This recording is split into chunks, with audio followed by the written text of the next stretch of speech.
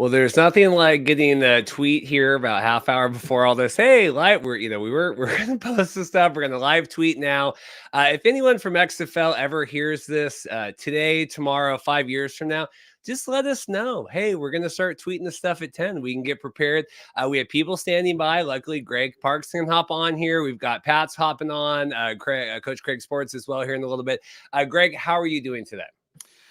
As the XFL Twitter feed just posted, I'm ready to roll. I'm feverishly scribbling on my notepad to try to keep track of picks and things like that as we're going on. So if it looks like I'm paying attention, I promise I am. I'm just also taking notes off here to the side. Yeah, so we're here, Greg.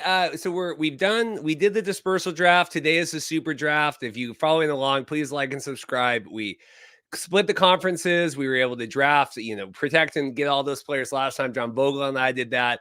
John Bogle is snowed in today without internet, so that is why he is not hopping on here today.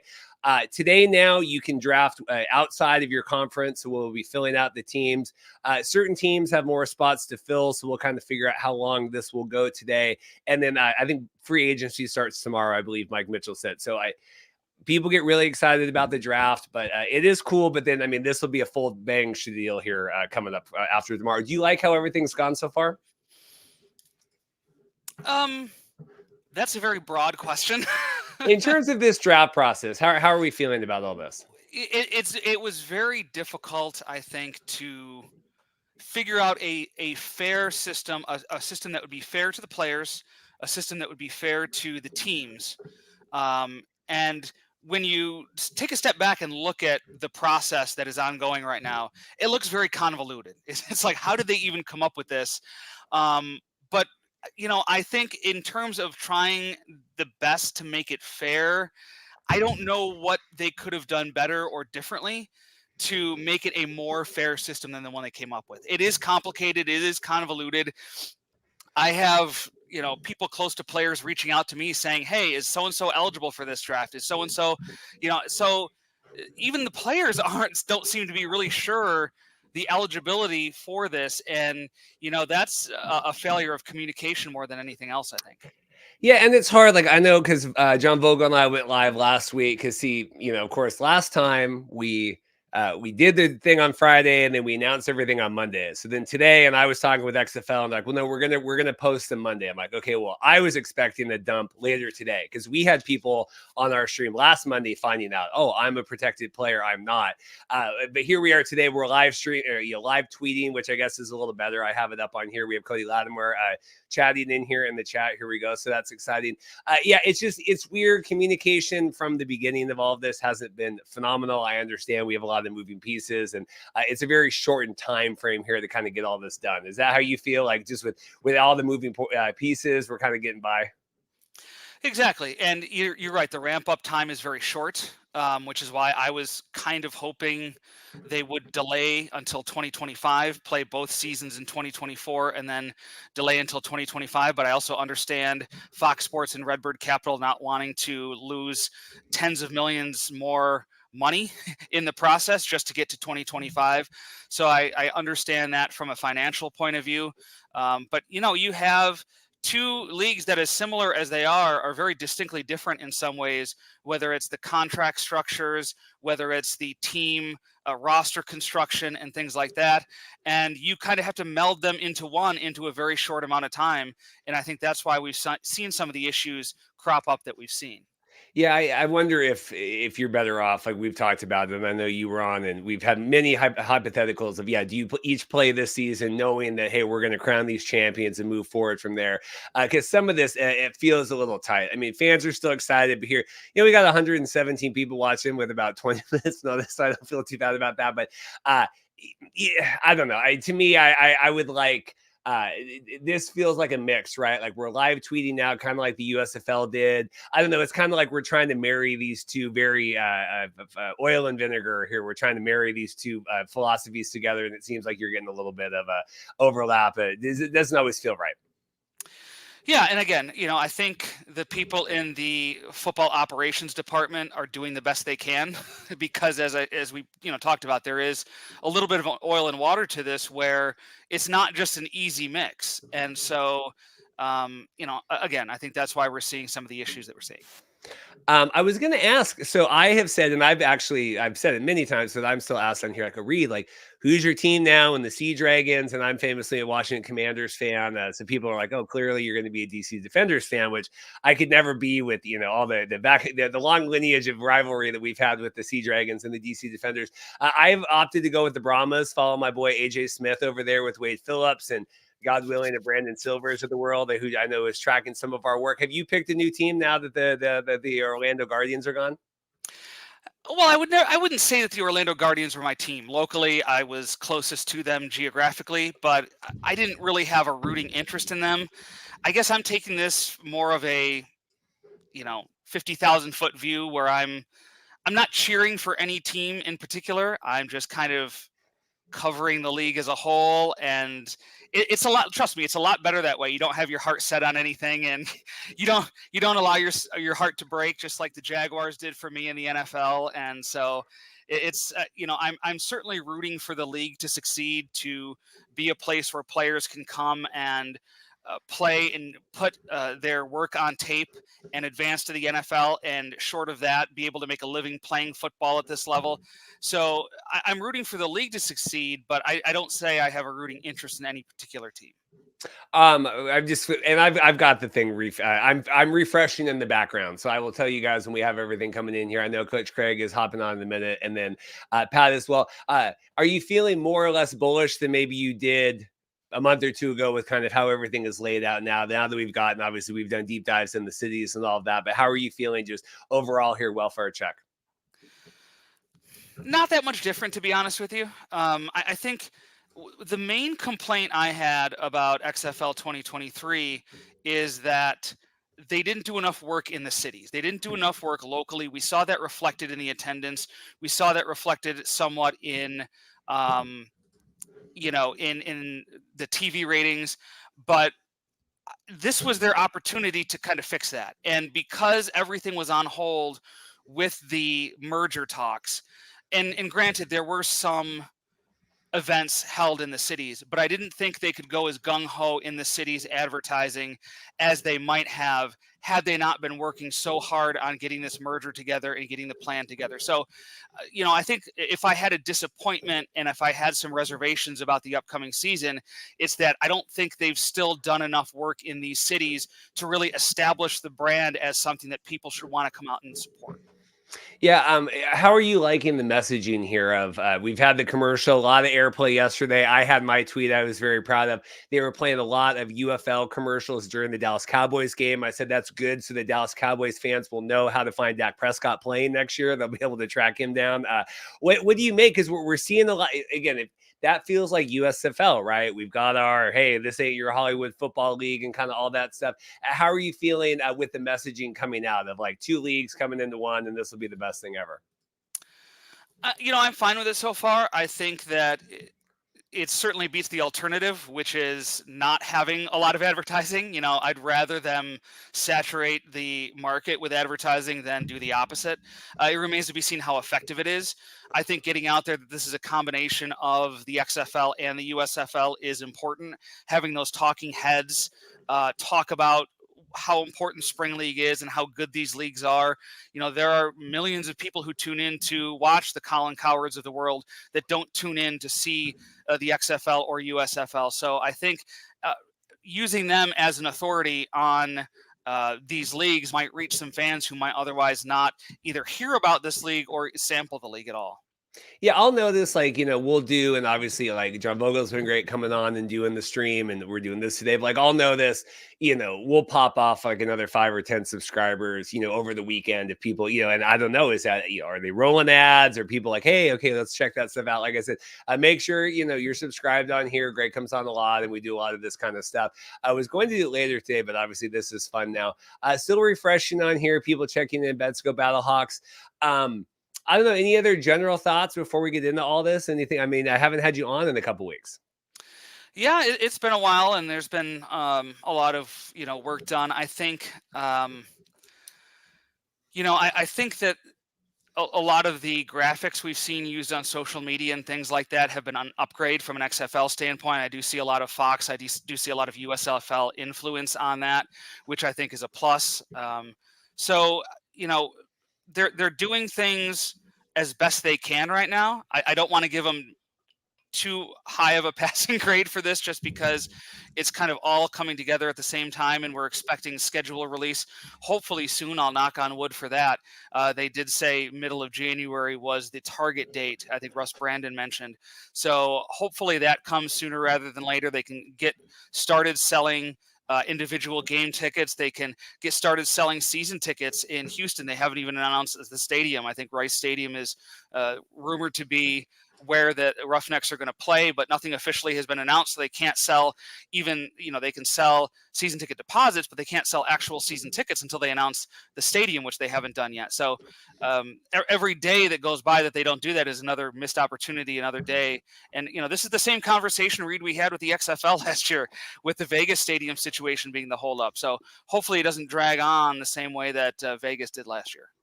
Yeah, I know you said, Russ Brandon had talked the schedule coming out. I think we're going to get the rules this week as well. Feels like this is kind of the first week of a lot of things coming out. We've gotten through New Year's and the holidays and all that.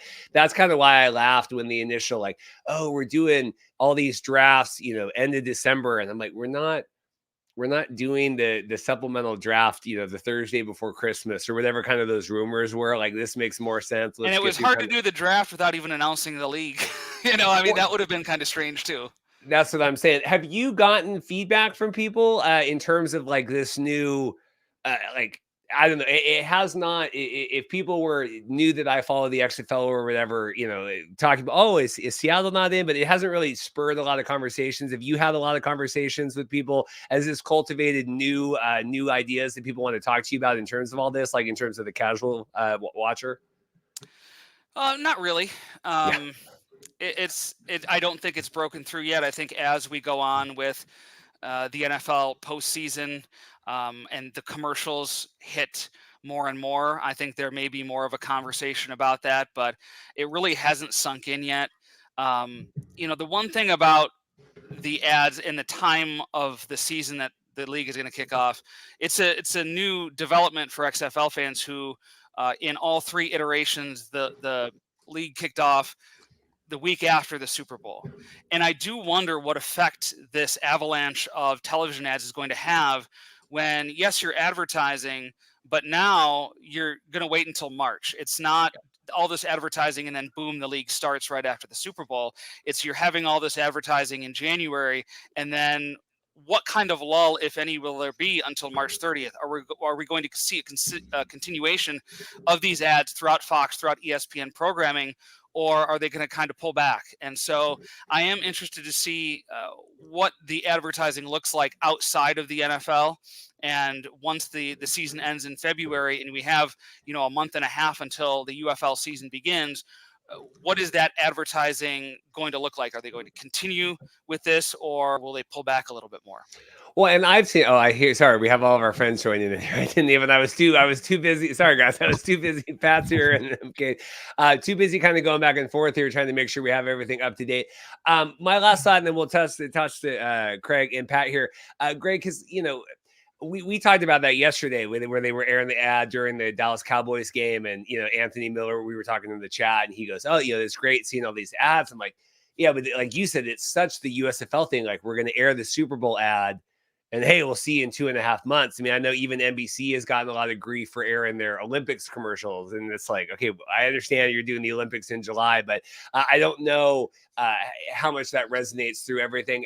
Pat, how are you doing here today? Thanks for hopping on here. Pat, how has everything been treating you with how all this is rolled out? I mean, I'm just kind of riding the wave like everyone else. There's always been a belligerent amount of speculation with this whole process. And, Reed, and I know you called me out on it, and I think you're absolutely right. What did I do? Yeah, I mean, and I appreciate that. Sometimes you got to be a little bit humble, in this process. But there's been so much speculation that at this point, man, I'm just hate to sound edgy, but I'm kind of just along for the ride. I don't really care. I've had players talk to me, coaches talk to me, asking what I know, me asking what they know, and eventually everyone gets on the same playing ground, uh, um, level ground at some point. And, right now, just January 15th, we got, and I was doing the math real quick, about 138 players about to find employment. And, sidebar on this, a lot of these coaches on these other teams are starting to find employment as well with, the most recent one, Chris Dishman, going to Texas Southern to the Vegas Vipers. So very curious about that. I'm more excited, in my opinion, by the way, kind of a sidebar, what's happening with some coaching staffs, because there was a lot of double dipping by some of these coaches. I'm curious to see if they're going to allow that now that jobs are being, a little bit more stringent. So I'm very curious to see what the panel has to hear about or has to say about that. Yeah, Craig, what do you make of all this? Like in terms of just you did our part, of whatever the heck they called it, the college draft or the rookie draft. The USFL did the college. I think the XFL did the rookie draft. Yeah. How'd you on back then? What have you made of all this, and what is the resonation of a merged UFL league for you? So it's been really interesting to see the process so far, and kind of the biggest frustration I think for a lot of us too is the lack of updates to like the average person, even today, like, oh, we're going to be live tweeting this all of a sudden, and you find out the day of. It's like, well, even if you just told us last Friday, that would have been at least a little bit nicer. You might have gained a little bit more interest from from the average person, even the casual fan at that point in time. But there's just so much that hasn't been shared, and I know they're working on, they're trying to make this happen this year. They're working on a lot of deadlines, but you could have had a little bit better structure to some of it, I feel like, too, at the same time. But I think it's going to be very interesting to see what happens, from the last draft, from this draft today. And then I believe they said free agency is going to start tomorrow too. And you're going to see a lot of turnover on these rosters too. I think when I was looking through like some of the rosters, I'm like, some of these teams got like 5, 6 good running backs. I'm like, a lot of these guys aren't going to be in the same place come March, like really easily. Yeah, Greg, what do you think about kind of the consolidation? And we've talked with like the Russ Brandons of the world here and everyone joining, Daryl Johnson, everything up above. But some of these teams, I mean, you're really being able to cherry pick some of the highest talent from, and now we're getting to where we can go outside of our own league. I mean, do you expect the quality of play here to increase going into the season? I would hope so, if not something terrible happened. Yeah. I certainly would expect that. It is, if you want to look at it like the sort of like an all-star team of XFL and USFL players is what we're putting together here. And so the quality of play should be high. Remember, there was a lot of, especially with the XFL in terms of kickoffs, in terms of some of the other rule changes, there was a lot of, getting used to those new rules. There was a process, and I think that sort of dragged down the quality of play early on. Remember that they were not, they didn't have any preseason games because the weather in Texas struck at the time that they were supposed to hold, preseason games last training camp. So they didn't even really get to have any kind of full dress rehearsal for these games. So I think by now, whatever rules they go with, whether it's a combination of USFL and XFL or whatever the case may be, I think the players are going to be a lot more used to these rules. And I think that's going to help the quality of play as well. Yeah, Pat, we were talking, expecting rules coming out potentially this week. What do you, I mean, to me, there's not that many big rules. I mean, I know if you want to be a homer for one of these, what do you think they do for the rules? I mean, if you're going to truly be the league of opportunity and intersections and everything, I think you can make the NFL rules as close as we can. I know we can debate on whether player safety and all that stuff, but if you're trying to pitch the Cavante Turpin, the Brandon Aubrey, like all that goofy stuff, you have to keep it, in my opinion, as close to the NFL as possible. And, I tweeted something out recently about kickoffs, and, a couple players made their own posts about it and whatnot. But you take out the NFL style kickoff, like a lot of these guys aren't, Frank Ginda, who's been tearing up the USFL for the last 2 seasons. And I make this comment about the running backs and receivers, and it's part of the reason why Cam Phillips from 2020 is not in the NFL, is I don't need these guys to be my linebacker 1 or my linebacker 2. I need them to cover punts. I need them to run down the field on kickoff. I need those metrics. So if they want to go to the XFL style kickoff, that's fine and dandy and everything like that. But you're negating a lot of these looks now to the UDFAs and maybe a Canadian football player versus the XFL guy, because now I'm like, I don't need my linebacker one. I don't need my linebacker two. I need a guy who can run down the field, make plays. Now, flip that. If we do go to, an XFL style kickoff in the NFL, then yeah, that's the metric I think you have to go by, in my opinion. I do think, to jump in there, I think Pat makes some good points. I do think there is sort of this push-pull, right? Because you want to give NFL teams as much of an NFL look to these players as you can, because your goal as a league is to get these players into the NFL. And as Pat said, if you're going to do the XFL kickoff, that is very different from the NFL kickoff. And if you're an NFL special teams coach trying to find those guys that are going to run down kicks and run down punts, you don't really get a great sense of how they might do based on the XFL kickoff. But I also think that you have a very finite number of people who are willing to tune in to watch players who are not as good as NFL players play the exact same style game. Right? So you have to offer something different, whether that's from the broadcast point of view, whether it's, talking to coaches at half, which even now NFL teams do talk to coaches in between the quarters, right? Or talking to players on the sideline during the game, or being able to hear the coach to quarterback communication, or whatever broadcast innovations they can come up with. But that also is the rules. And I think the XFL kickoff, it doesn't sound like it's going to carry over to the UFL, which I'm disappointed in, because if you have something, a rule in particular that is so well regarded that people who don't even watch the UFL are commenting on and how effective it is, and you're losing that, I think you're losing some of the intrigue that you want to use to draw fans who might not otherwise watch, this alternative league football. But if you offer them different rules, if you offer them something different from the NFL that still makes sense, it still looks football and it's still intriguing, I think you may pick up some viewers who say, I'm hearing about this new rule. It's kind of interesting to me. Let me check it out. Craig, thoughts on that? And then I have a couple comments we'll get to. Yeah, I think the point that Pat makes a lot of sense too, because like a lot of these guys, if you're trying to get on the back end of the roster, you have to be able to do multiple things at the same time. So I think, even if you just keep the kickoff like the same as the NFL, you can still do like your point after conversions, do the 1-2 and keep it interesting there and have that be kind of your differentiation point too, because you're really not from the extra point to that for opportunity. So I think that'd be like, maybe that's kind of the give and the take of the situation. We have Pat, go for it. Two things. We have our first selection, Jared. I don't see it. Where is that at? The Showboats Twitter. So.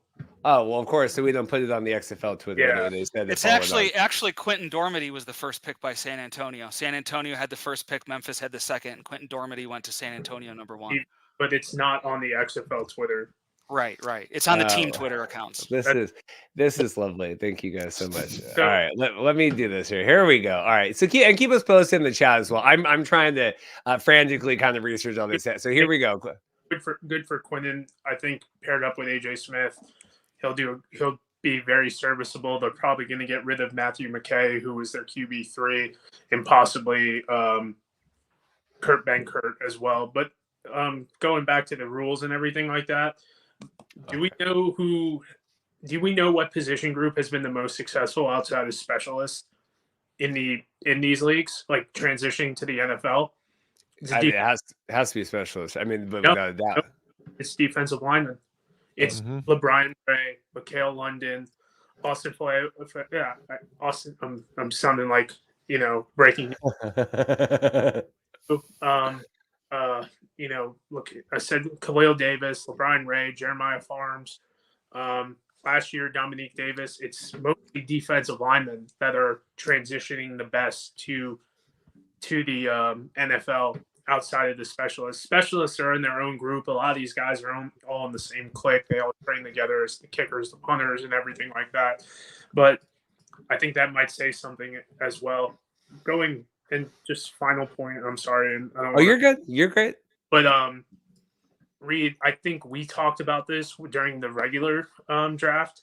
The XFL Twitter account has 380,000 followers or something like that. I talked to Larson offline. I was like, this kid got 1.5 million impressions. 1.5 million. He's got 3,000 followers, 380,000 followers from the XFL main account. The amount of lost opportunity that these guys lost with these non-picks to just get this reach out, to get it retweeted, like Central Michigan could retweet the Quinn Dormandy thing and all that stuff. I feel like they lost figuratively, and the way Twitter's, financial stuff works, granted they don't have the blue check mark, they lost figuratively a lot of money by not doing that. I want to talk more quarterbacks later. We do have our second pick. Like we said, the Showboats. I think we'll get this all on here. I think they got to figure this out. We're getting this all together on here. It is interesting, just as Pat points out, this is on XFL 2023, the Twitter account on there. It's not on the, it's not co-sponsored with the USFL one. I think it's also weird. We still don't have like a UFL Twitter account. Greg, Memphis Showboats taking Jared Thomas here. Thoughts on that? Yeah, it's funny because the XFL doesn't exist anymore. Neither does 2023, and yet it's being retweeted by the XFL 2023 Twitter account. So I think that's a good microcosm of the league at this point. When I looked at the Memphis Showboats roster and I kind of analyzed their dispersal draft, I had offensive line as one of their big remaining needs, and they addressed it pretty handily with Jared Thomas from the New Orleans Breakers. He's a center. So that's a really important position along the offensive line. And so, yeah, good pick, I think. In terms of Pat, any thoughts on this? I want to go back to the quarterback conversation here in a minute. But any thoughts on Jared? I mean, they only had, and Greg, please correct me if I'm wrong, they only had Jordan McCray, who is a long time spring league, arena league guy, a couple stints in the NFL, got hurt last year. Obviously, the flip connection of the Showboats to the Breakers. Pick makes sense. Sure up that offensive line, like Case Cook is, for lack of a better word, cook.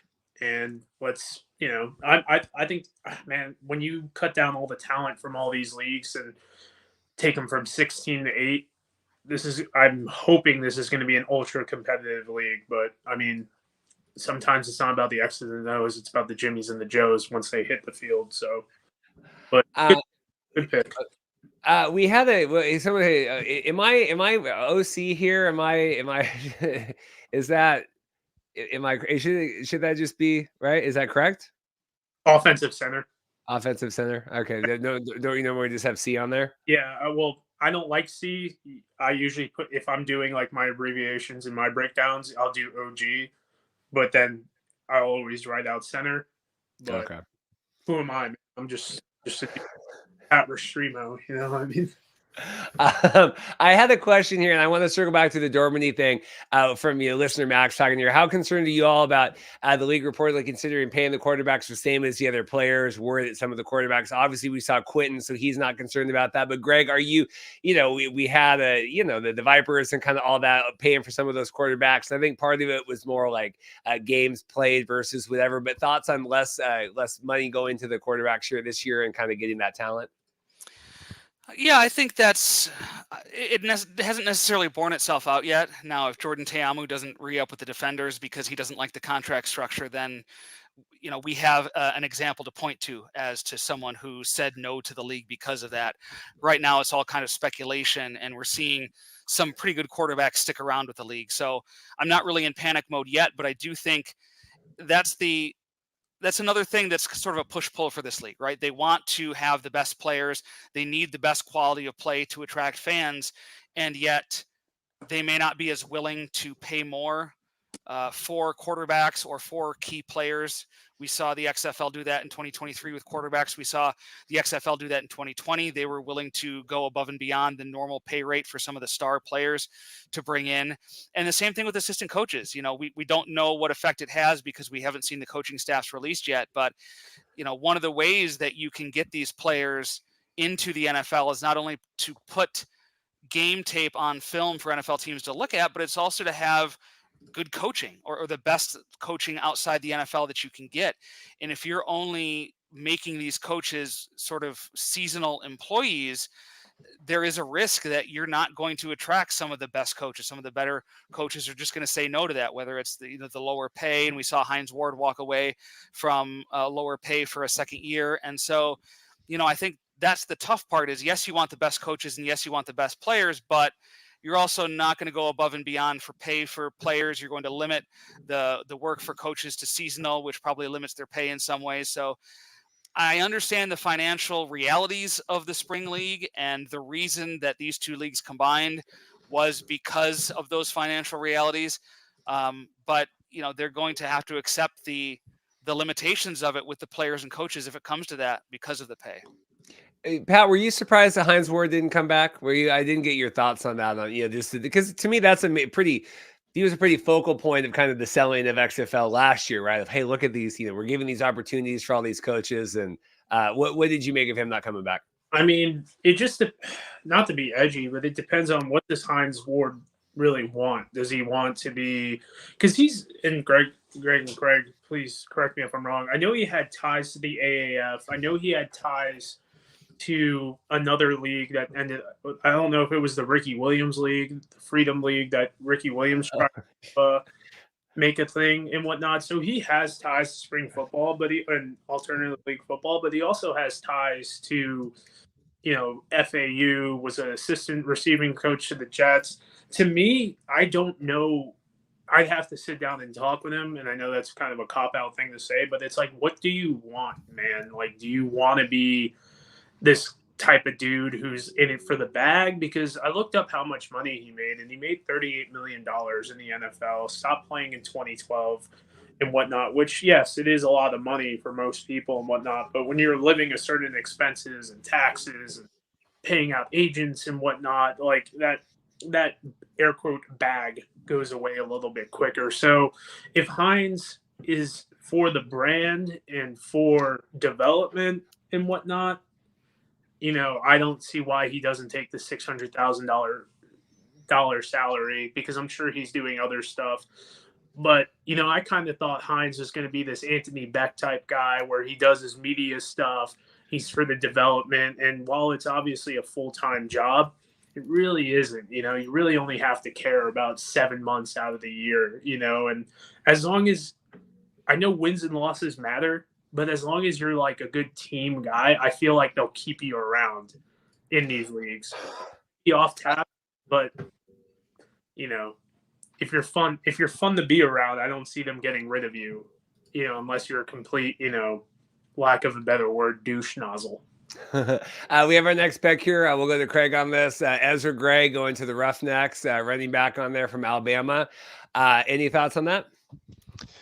He's a guy that's bounced around a little bit now, so he had some flashes last year with Memphis. It's kind of an interesting pick, I think, this early too, because when you think of this Houston team, you think that they got some decent depth at running back already. You got Mark Thompson there. I think Pledger is back.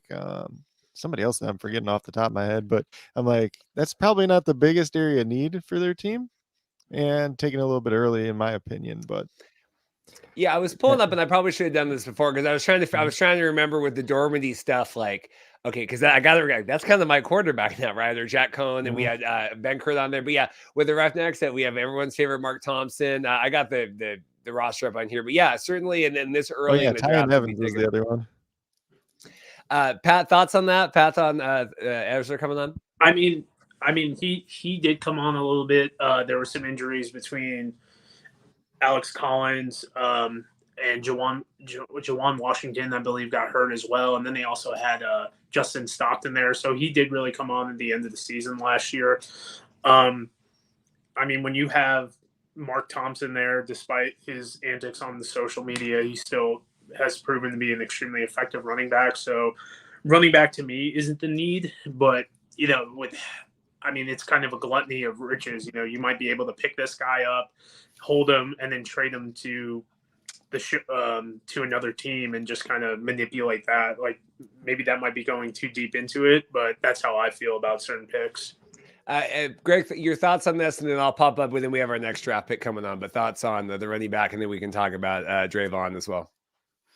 Yeah, I agree. I was surprised they went running back there with Ezra Gray. Actually, the first pick of a team that did not protect a player. So Houston picking Ezra Gray from the Memphis Showboat. So the first two picks were from teams that no longer exist.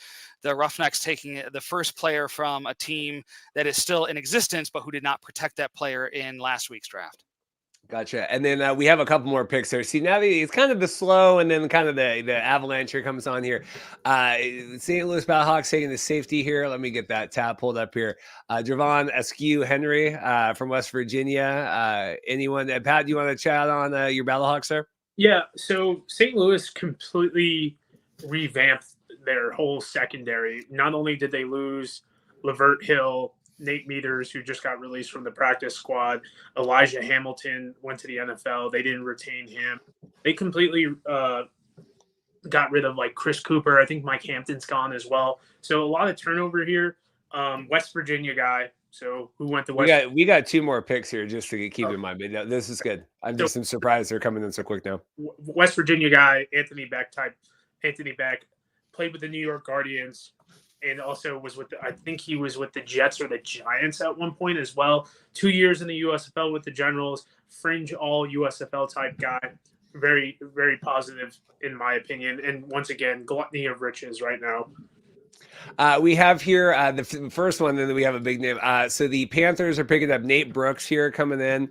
And then we also have Jalen McClendon going to the DC Defenders on here. So we'll get Craig's thoughts first on either one of those, and then we can go back to Greg on that. Yeah, so I think with Askew Henry, that's a good get just for the Battlehawks because, like Pat said, they're revamping a lot of their secondary. They lost Luka Dennis, too, last year, who's been on the Falcons practice squad for a little bit, too. So they just kind of need some depth on the back end at the very least. And I think a good guy to add early on. I think Jalen McClendon makes a lot of sense for DC because they don't really know if Tiamu's coming back. Derek King may or may not come back at this point in time. So he's a guy that will at least fit their scheme pretty well. He's a guy that's had some experience in these spring leagues too. So he's going to be an interesting piece, especially because they really don't have that much of the quarterback room right now. And then who's the other one again? Oh, here, we have Nate Brooks Sr. I know I got too many tabs going because now it's doubling back on Nate Brooks going to the Panthers and then Jalen McClendon, obviously. Yeah, and Brooks is obviously a guy that's played a little bit around now. And, Panthers could use a little bit of that secondary help too. They had Josh Butler last year. He's been on the Cowboys practice squad all year. So anytime you're at it, at least early on for me, like anytime you're adding to either like your secondary, your offensive line, your defensive line, those would be kind of the areas that I'd focus on the most.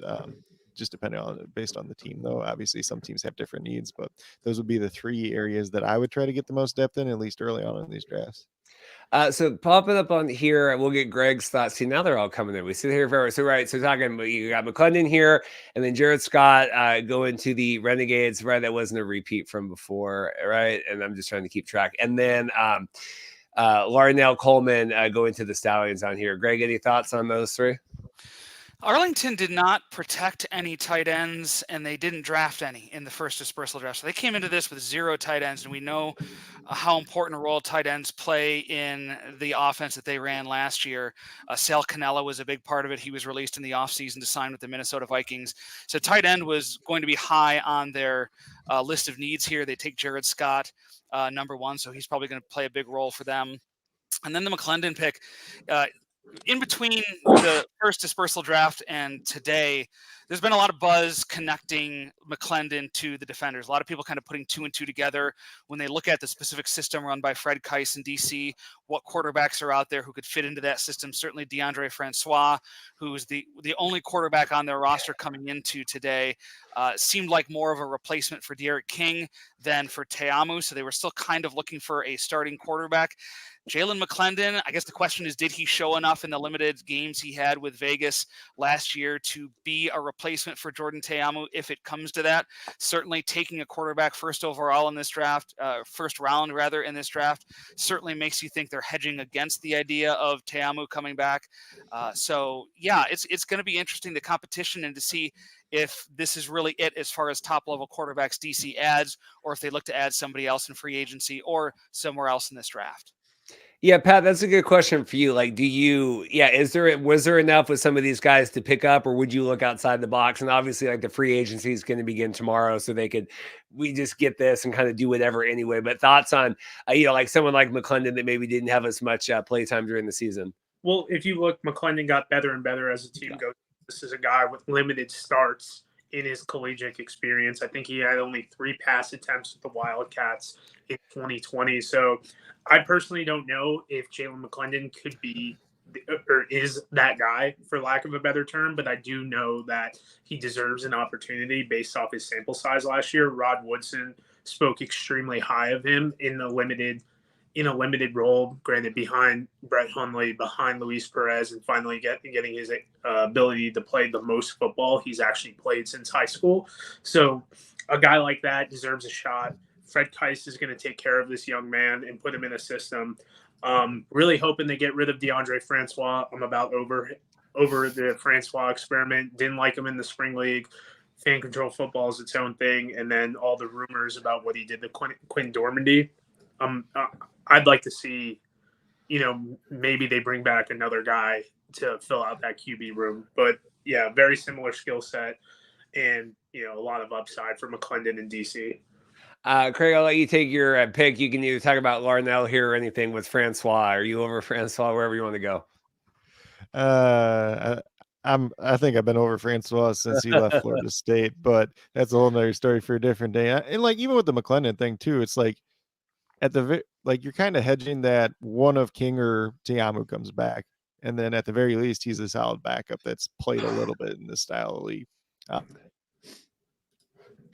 Yeah, I mean, I really think McClendon would be the perfect backup for the Defenders. I'm not ready to say he's going to start. Like, I'm not there yet from what I saw last year with him in Vegas. I do agree with Pat. I think he did improve. There were still times at the end of the year where he was just throwing passes way over guys' heads. The passes were not close. So that consistency, and maybe that comes with playing time, but that consistency needs to be refined a lot. And, maybe if they work with him in training camp, because I do think he is a good fit for what DC does on offense. But, if this is really all they do in this part of the offseason, they add Francois, they add McClendon, maybe they add a camp arm or a third quarterback somewhere. I'm not really sold on their chances then. Yeah, Pat, thoughts on Te'amu and all of that return or not return? And I know Max was talking in the chat about the De'Aaron King. I mean, there's just a lot of questions with DC, I think, than any of the other quarterback rooms right now. When to touch on King, when he got that full-time offensive assistant QB coach position, this man was not coming back. I coach at the NAIA level. I am a part-time restricted earning coach. I do a lot of work. I can only imagine being in a group of five team. So while it's edgy and cute, if you actually understand what it takes to be a football coach, that man was not coming back. And it's awesome. He's got a paycheck from the XFL. He's got a paycheck from the NFL, doing his Lamar Jackson impression, all that goofy stuff. But that man was not coming back. Te'amu, there's 2 trains of thoughts on Te'amu. I've heard some things that it's not my opinion to say about, and it has nothing to do with character, nothing to do with attitude. I've heard some things about Te'amu, the reason why he's not on an NFL practice squad right now.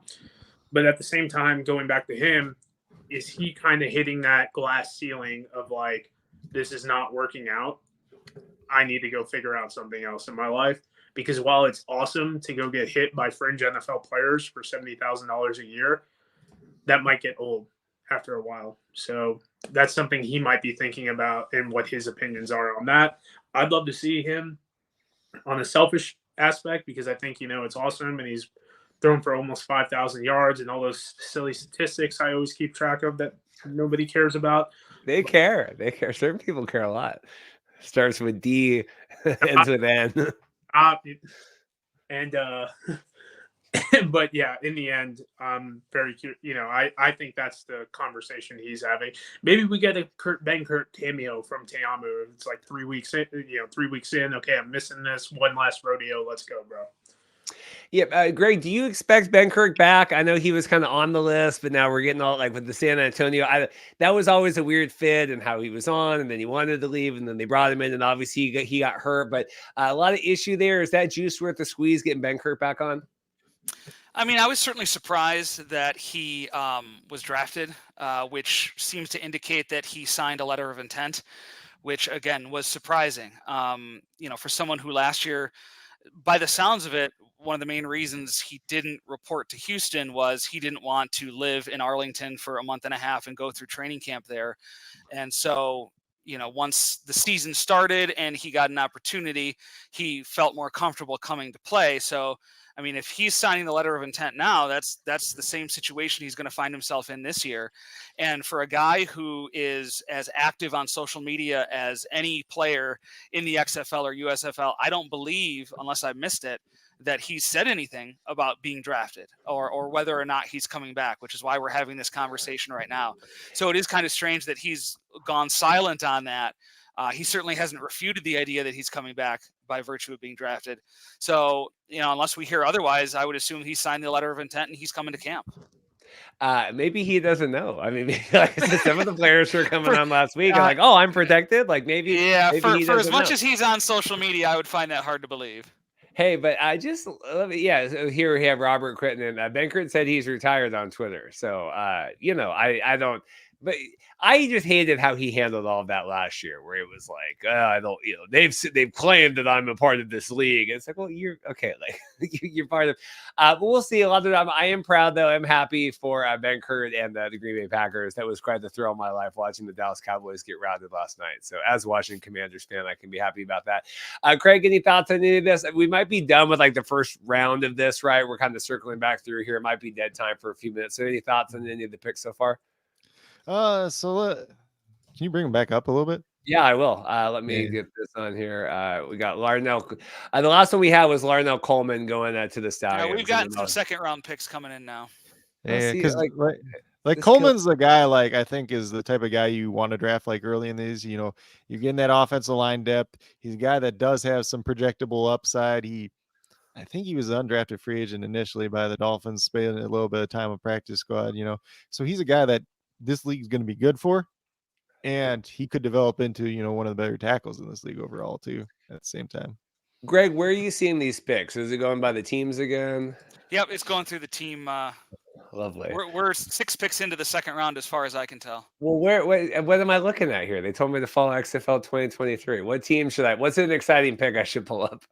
Well, we got our first specialist taken. Punter Matthew White, who played with the Breakers last year, is going to Memphis. So, that's where my attention is drawn. Okay, let me see out here. Max says I can search UFL draft and get latest. Here we go. All right, share this. Michigan Panthers, second round. We've got Will Adams here, safety, going to the Panthers. Chris Rowland going to the DC Defenders from the Stars. We'll circle back through here. Here's Mark. I'm following down the full side. This is what I get on this. Why can't we just put them on the XFL account? Greg, thoughts on this? Here we go. Matthew White. Let's get some thoughts here, Greg. I'll get this figured out here. Well, Matthew White finished middle of the pack in punting with the USFL last year with the Breakers. He comes over with everybody else coming over from New Orleans to Memphis, so they've got that going for them. A couple of other interesting picks here. We had Trey Botts going in the first pick of the second round to the Brahmas from the Philadelphia Stars, so that's going to build up the interior. They're missing a couple interior defensive linemen. Matthew Gotel signed a futures contract with the Seattle Seahawks, so they're going to need some bodies in the middle of that defense. The Roughnecks took Glenn Logan, who was a Roughneck last year. now he's a gambler / Roughneck, so he's going to be wearing the same jersey this year, same team nickname, but he comes over from Houston to Houston. So that's a complicated situation. Chris Garrett, who I believe was a former draft pick of the Los Angeles Rams, is a St. Louis Battlehawk. So again, the Battlehawks have one of the strongest rosters on paper, certainly adding to it by picking a former NFL draft pick, Will Adams, who played a big role for the Vegas Vipers on their defense last year, now a Michigan Panther. And you mentioned Chris Rowland. So I think as far as I can tell, we're as caught up in the second round as we can. Two picks to go. This is again, if there's anyone from any you can't say to follow along on the XFL account and then post them all out on the team one. Like I think the can't follow- XFL account is like retweeting them or posting them, but they're behind. Yeah, So you're this seeing is- them first on yeah. the team accounts and then like later on the XFL account, which is a little Yeah. confusing. Anyway, so we're doing the best we can on here. Pat, thoughts on any of these? Not on any of these guys, but DeAndre Torrey just opted to sign with the Toronto Argonauts of the CFL. So he, I think he becomes like the 6th dude I've seen over the past 2 weeks to opt to sign with the CFL, and that does include MBT, obviously. But yeah, so I mean, I've talked about it. I think I wrote an article about it not too long ago. Guys kind of looking at the writing on the wall, saying, "Hey, man, get ready to learn French, my dude." Craig, thoughts on any of these? I'm getting another stream up here so we can pull up some of these. I can scroll back down here. Elijah Holder here going to the Sens. Any of these you want to comment on? Calvin Jackson, Washington State going to the Renegades here. These are really throwing me off because it's like the team graphics, but the players team, like, I'm having a real hard time with this. What do you think, Craig? Chris Rowland, glad to see him. I think, man, the Stars were weird because they had so many injuries. I can't even call this guy like their wide receiver 2 or wide receiver 5. But Chris Rowland's definitely a guy who deserves to be, still in the rotation in this league. And I don't know, with the gluttony of riches that all these teams have. Granted, correct me if I'm wrong. Once again, Lucky Jackson and Chris Blair are both gone from their receiving rooms. His life a little bit easier, but Chris Rowland's definitely not a scrub whatsoever, and he's got a brother in the draft pool as well, so it'd be interesting to see if they do a homie hookup with one of the back end rosters. Craig, what do you think here? I think Roland's a good pick for them too, because kind of if you looked at the wide receivers they have, they're like those bigger body ones, so they kind of need like somebody to operate just down kind of in the slot too this year. I was trying to, God, who was the one? Who is it that they added? They added Preston Williams, I think it was, that used to play with the Dolphins. Yeah. But he's had like a whole bunch of off the field issues over his years. So they got him. They got Brandon Smith they brought back. They got a lot of bigger bodies, so kind of getting a guy in the slot makes some sense. I was trying to look up Kelvin Jackson too, because I remember him in Washington State, but I was like, was he the guy that was on Last Chance U too in Independence College? He was he was an LOI guy. Didn't play in the league. I don't remember what team he signed with, but he was an LOI guy. And obviously, anytime you're a Last Chance U guy, you got a little bit of a following and whatnot. So, I mean, it's cool. Yeah, let me see. I'm trying to remember his story, but like he's a guy that does have a little bit of speed though, so he could be a deep threat for a team. He was tearing it up on Last Chance U, and I mean, Jayhawk football, man, don't sleep on it. All right, go. So we got the 3rd round now on here. Greg, I'm following Greg's lead here. Christian McFarland here going to the Memphis Showboats here, coming from what the heck is that? Greg, what do we make of this? We're getting more Luis Aguilar coming in here. Fast and Furious now. What do we make here, Greg? Yeah, I just want to go back to Kelvin Jackson. Yep. He was an LOI signing of the Sea Dragons. Reed. But There's my guy. Literally, fun. Sorry to cut you off, Greg. I'm literally going to Vegas for work last week. Who do I see in the airport? BJ Wilson.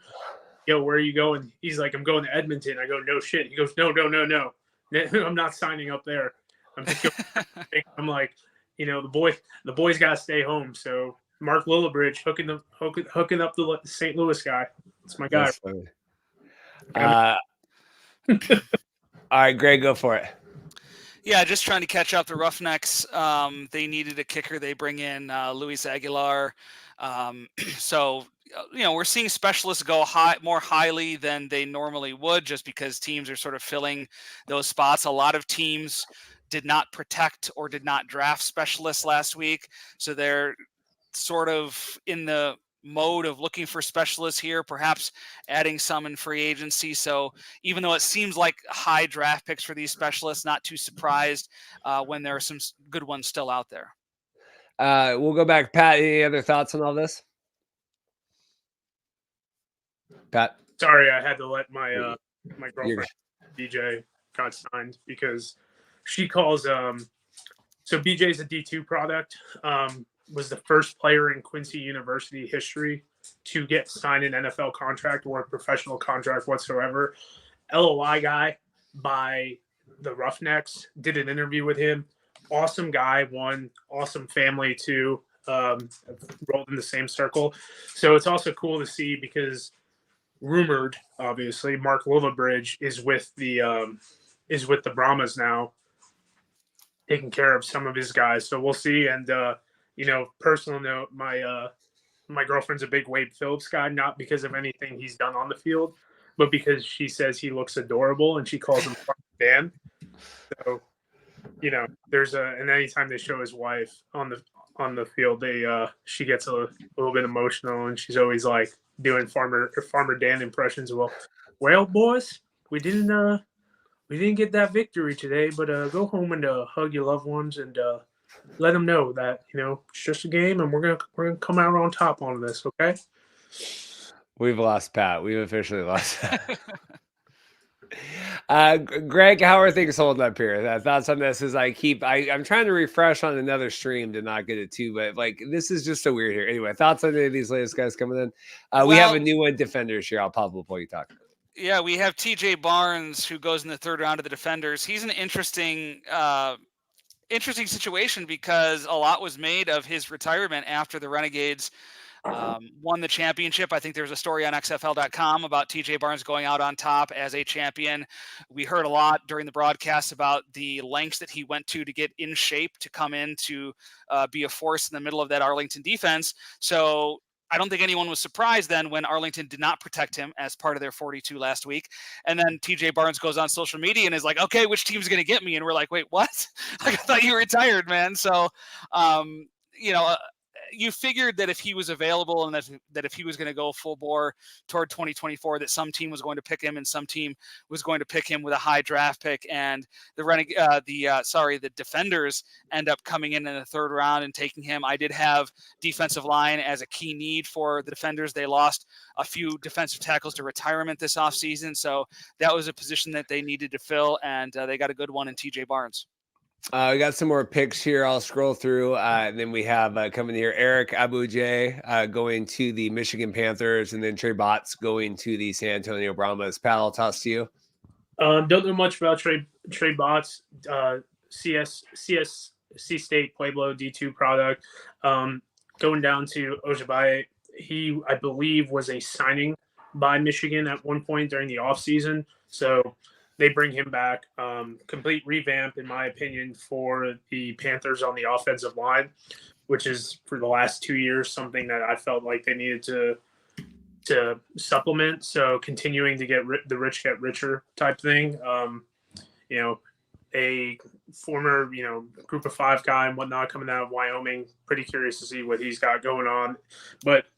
I mean, they picked up a lot of these, Shamar. I think, no, they didn't pick up Gilmore. They picked up Drew Himmelman, who completely changed that offensive line in Philly when he joined. So curious to see where he goes, especially because I believe they have Josh Dunlap at the other tackle penciled in right now. And then we have here some more coming in here. Nashir Greer going to, and if I say any of these wrong, just slap me in the head. Arlington Renegades, and then Jalen Morton going to the Birmingham Stallions. We'll toss back to Craig here, and then obviously Matt White. So now we're getting the XFL ones retweeted and all this stuff. So Craig, any thoughts on this? Yeah, I was going to say the other one I seen from St. Louis now is they picked up Cameron Kelly, the defensive back from San Antonio. So that's a pretty good guy to get and helps out build out some of the secondary depth too. I'm trying to pull that up on here. Keep going here, though. Yeah, I was just seeing Morton is. You said he went back to Birmingham. Right? Yeah. Was their QB2 when Slaughter got there, so he rounds out their room with Smith, Martinez, and now Morton. I think Morton played a couple snaps. I don't think he threw a pass. Originally, he was signed by the Gamblers and then traded for Montel Cozart, who's had UFL and whatnot. So, I mean, familiar with the system, depth pick. If Jalen Moore's playing, there's some bigger issues there, in my opinion. I think he ran the ball once last year for like 6 yards or something like that. He had like a couple snaps when Magoo got knocked out of the game for a couple seconds, but that was about it. Yeah. Did we get Glenn Logan already here with the Roughnecks? That was in the second round. So now we're circling back through on here. Okay, Pat, we'll toss back to you here. Pat, any thoughts on any of these coming down? once again with the Battlehawks with their secondary, like I said, they completely revamped and whatnot. Sorry, a lot of these picks are coming at so Yeah. sporadic. I have notes and my notes getting all jacked up. Glenn Rogan staying in Houston with the Gamblers. I mean, Houston picks when you pick up Chris Oden, who could run a 3 technique and play the edge, plus a couple other guys down there. I mean, we're gonna say this term a lot. Rich are getting richer. That's really what's happening. Greg, thoughts on any of this stuff? I certainly share what Pat was saying about kind of some of these teams bulking up here. Yeah, third round is when we're seeing some teams pick some of their own players who they did not protect among the 42. We saw Michigan with Eric Ebojaye. We saw Arlington with Nasir Greer, who was an offseason signing by them, and the Stallions with Jalen Morton. So none in the first 2 rounds, doesn't look like, but the third round, we start seeing teams picking from their own list of unprotected players among the non-42. So that's just interesting to see the timing that comes down. Mhm. Yeah, it's interesting kind of how I don't know the roster aerobics that kind of go into that of like, well, what ones do we need to protect now? Which ones do we need to pull? Greg, any surprise signings here? Anything as we're kind of getting into the weeds? None that jump off the question. none that jump off the page to me, I don't think. I thought maybe there'd be more offensive linemen. One of the things that we saw in the XFL supplemental draft last year was a lot of teams, when these USFL players became available, XFL teams started really stocking up on offensive linemen because, as we know, offensive linemen are very hard to find. Talented offensive linemen for these spring leagues are very hard to find, yet they play such an important role in the games, keeping the quarterbacks upright, opening running lanes for the running backs. So I did think maybe we'd see a little bit more movement along the offensive line with picks so far. But again, when you're combining the best of the best, maybe you're not reaching as much for offensive linemen as you would otherwise. Yeah, Ethan here said, let's see. I'm looking on here. I'm trying to figure out okay, so why this is just my life right now because I'm searching UFL. Well, why didn't this? Because they have this because they tweeted UF draft. So now we're trying to track. We're trying to track the players through, and they're not even using the proper hashtag. So really appreciate that XFL Social for making that worthwhile. Pat, we'll circle back to you. It's really it. Wanted to point out with Chris Garrett that you have him on the screen, D2 product, getting drafted, won a Super Bowl, and has appeared in an NFL game. So very stoked. I mean, that, St. Louis has a lot of key pieces returning on the front seven. So, if Chris Claiborne comes back along with Donnie Abraham running the show, very curious to see how he kind of fits into that because they did have a lot of pieces like Carson Wells, who is very versatile, Travis Feeney, and also now they brought back or they signed Pita Tome-Penu, who was the Defense Player of the Year last year. So, man, I'm going to sound like this broken record, but the rich are getting richer. Anytime you got a guy who got a cup of coffee in the NFL and won the Super Bowl ring, he had been doing something right at the time, right? Yeah. So, Craig, so we touched on some of these. Chris Garrett here going to the Battlehawks. I'm just making sure we've touched Norman Price here going to the Roughnecks. Anyone you want to comment on? Yeah, Max I was seeing Robert here going. a couple too here. So I see Max Roberts going to Memphis now. He played with Vegas last year. He's a guy I liked a lot coming out of Boston College, but never really got his chance in the NFL, honestly. But he's been a decent pass rusher. He's going to be at least a good rotational player for them. And then I saw the Brahmas got Chris Steele, who's cornerback out of USC. So he's at least, played at a high level in college, bounced around a couple practice squads here and there. So could definitely help out their depth as well. Greg, going into the draft today, were there teams that you were more worried about than others? I know we've talked about the quarterback issues with DC, but was there anyone that you were maybe a little bit more worried about? From a quarterback standpoint, or just from a roster? team building, from an overall roster? Not really. I think, again, when you're taking, you're really getting the best of the best. So even if I do have some concerns maybe about positionally from team to team, there are other positions on that team that may be kind of strong. So it's really really too early to say about any concerns. I think after today, we'll get a better picture of what those rosters look like, and certainly in the coming weeks after free agency. And, free agency is kind of a mystery. It was one of those things buried in the press release when they were talking about this upcoming draft, the super dispersal draft. And they said, it's almost like, oh, by the way, free agency also starts on Tuesday. And it's like, okay, what form is that going to take? It sounds like the players who were not drafted here, as well as anyone who did not play for the USFL or XFL in 2023 will be eligible for that free agency period. So you're talking about players who did not sign futures contracts on practice squads at the end of the year. Anthony Becht was begging them on social media to not sign futures contracts and instead come to the UFL. So those players would be available in free agency. So we don't know what how the announcements are going to go, whether teams are going to announce them as they happen, or if it's just going to be a press release like the XFL would do in terms of signings, or how active these teams are going to be. It's all going to depend, or a lot of it's going to depend on how many picks they make today. There were some teams who could pick as many as 20, 22 players in this draft, some only 13. So how many picks are they going to use on this draft? How many open roster spots are they going to have after today to add free agents for training camp while not having to release anyone from their drafted list? So that's going to be something interesting to track too. If anything, they'll probably post those on like the USFL account. Like that'll be where you can find all those ones, all the free agency stuff. Pat, we have some more signings here coming in. Now, of course, now the XFL is retweeted. Cole Murphy here going to the Panthers. I know that's a team you followed here. Chidi, okay, God help me here. Pat, comment on this. Will Adams here going to the Panthers. Panthers really stocking up here. Yeah, Cole Adams returns.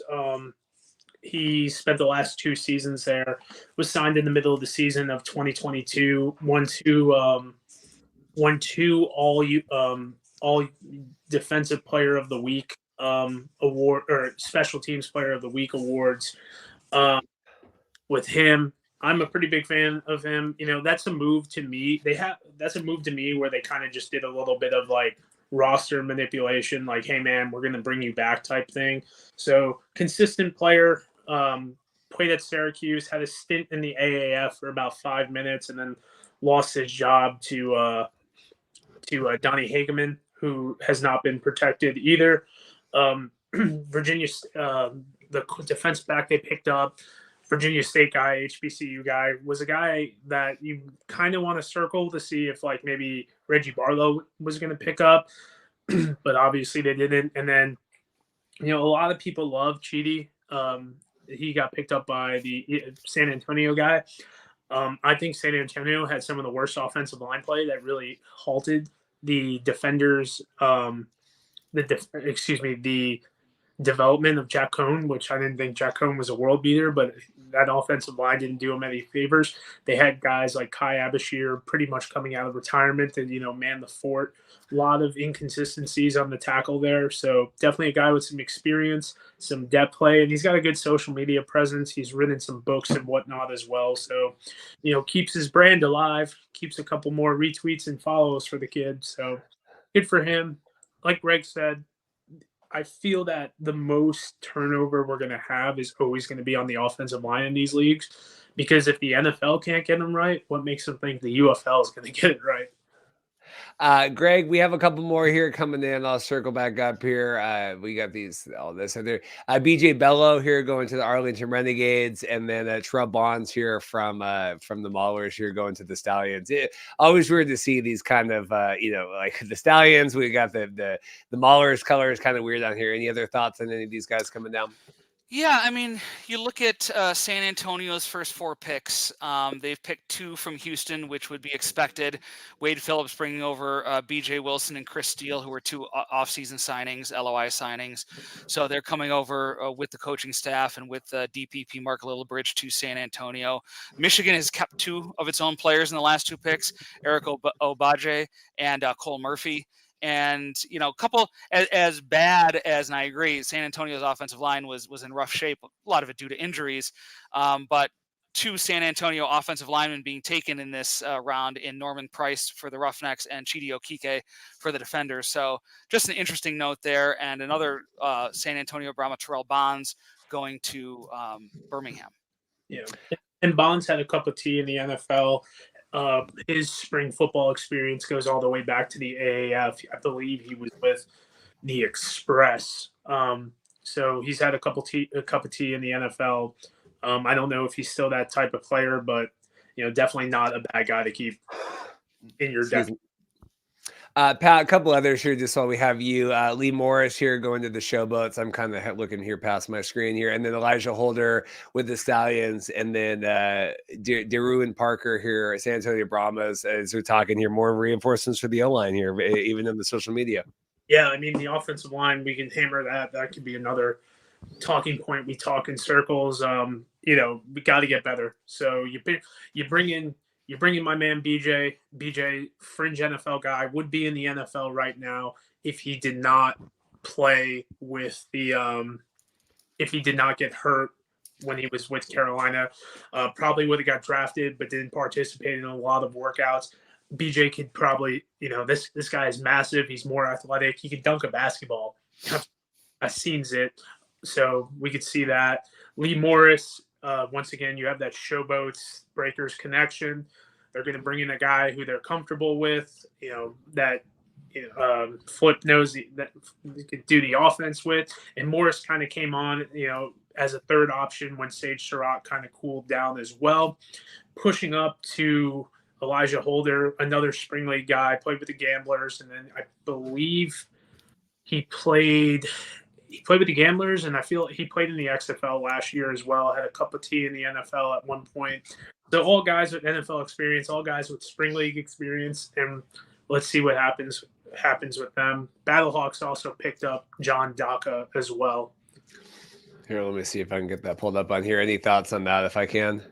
Here, the last one I guess I have is this Logan Klisman. That's the last one that shows up on the UFL one. Long snapper. I mean, I hate to be that guy, but there's so many long snappers with cut fees in the NFL.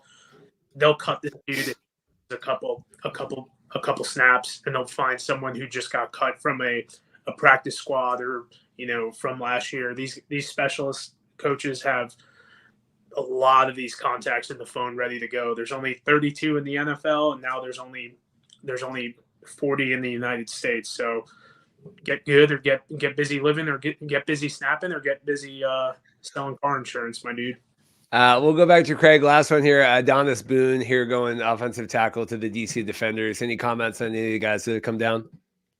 Yeah, so I think once again we're kind of getting back into that offensive line run where we're just getting, because at the end of the day, you want as much depth at offensive line as you can get, and you want to get your best group of 5 guys. You want to get your best group of backups there too. I don't know if they actually announced how big their roster sizes are going to be this year. 75. Yeah, 75, and then drop down here going into the actual season, right? No, I was more concerned after, once we get in season, are they going to add a couple spots just because, you're cutting down the 2 leagues into one, so you get a couple extra guys an opportunity too.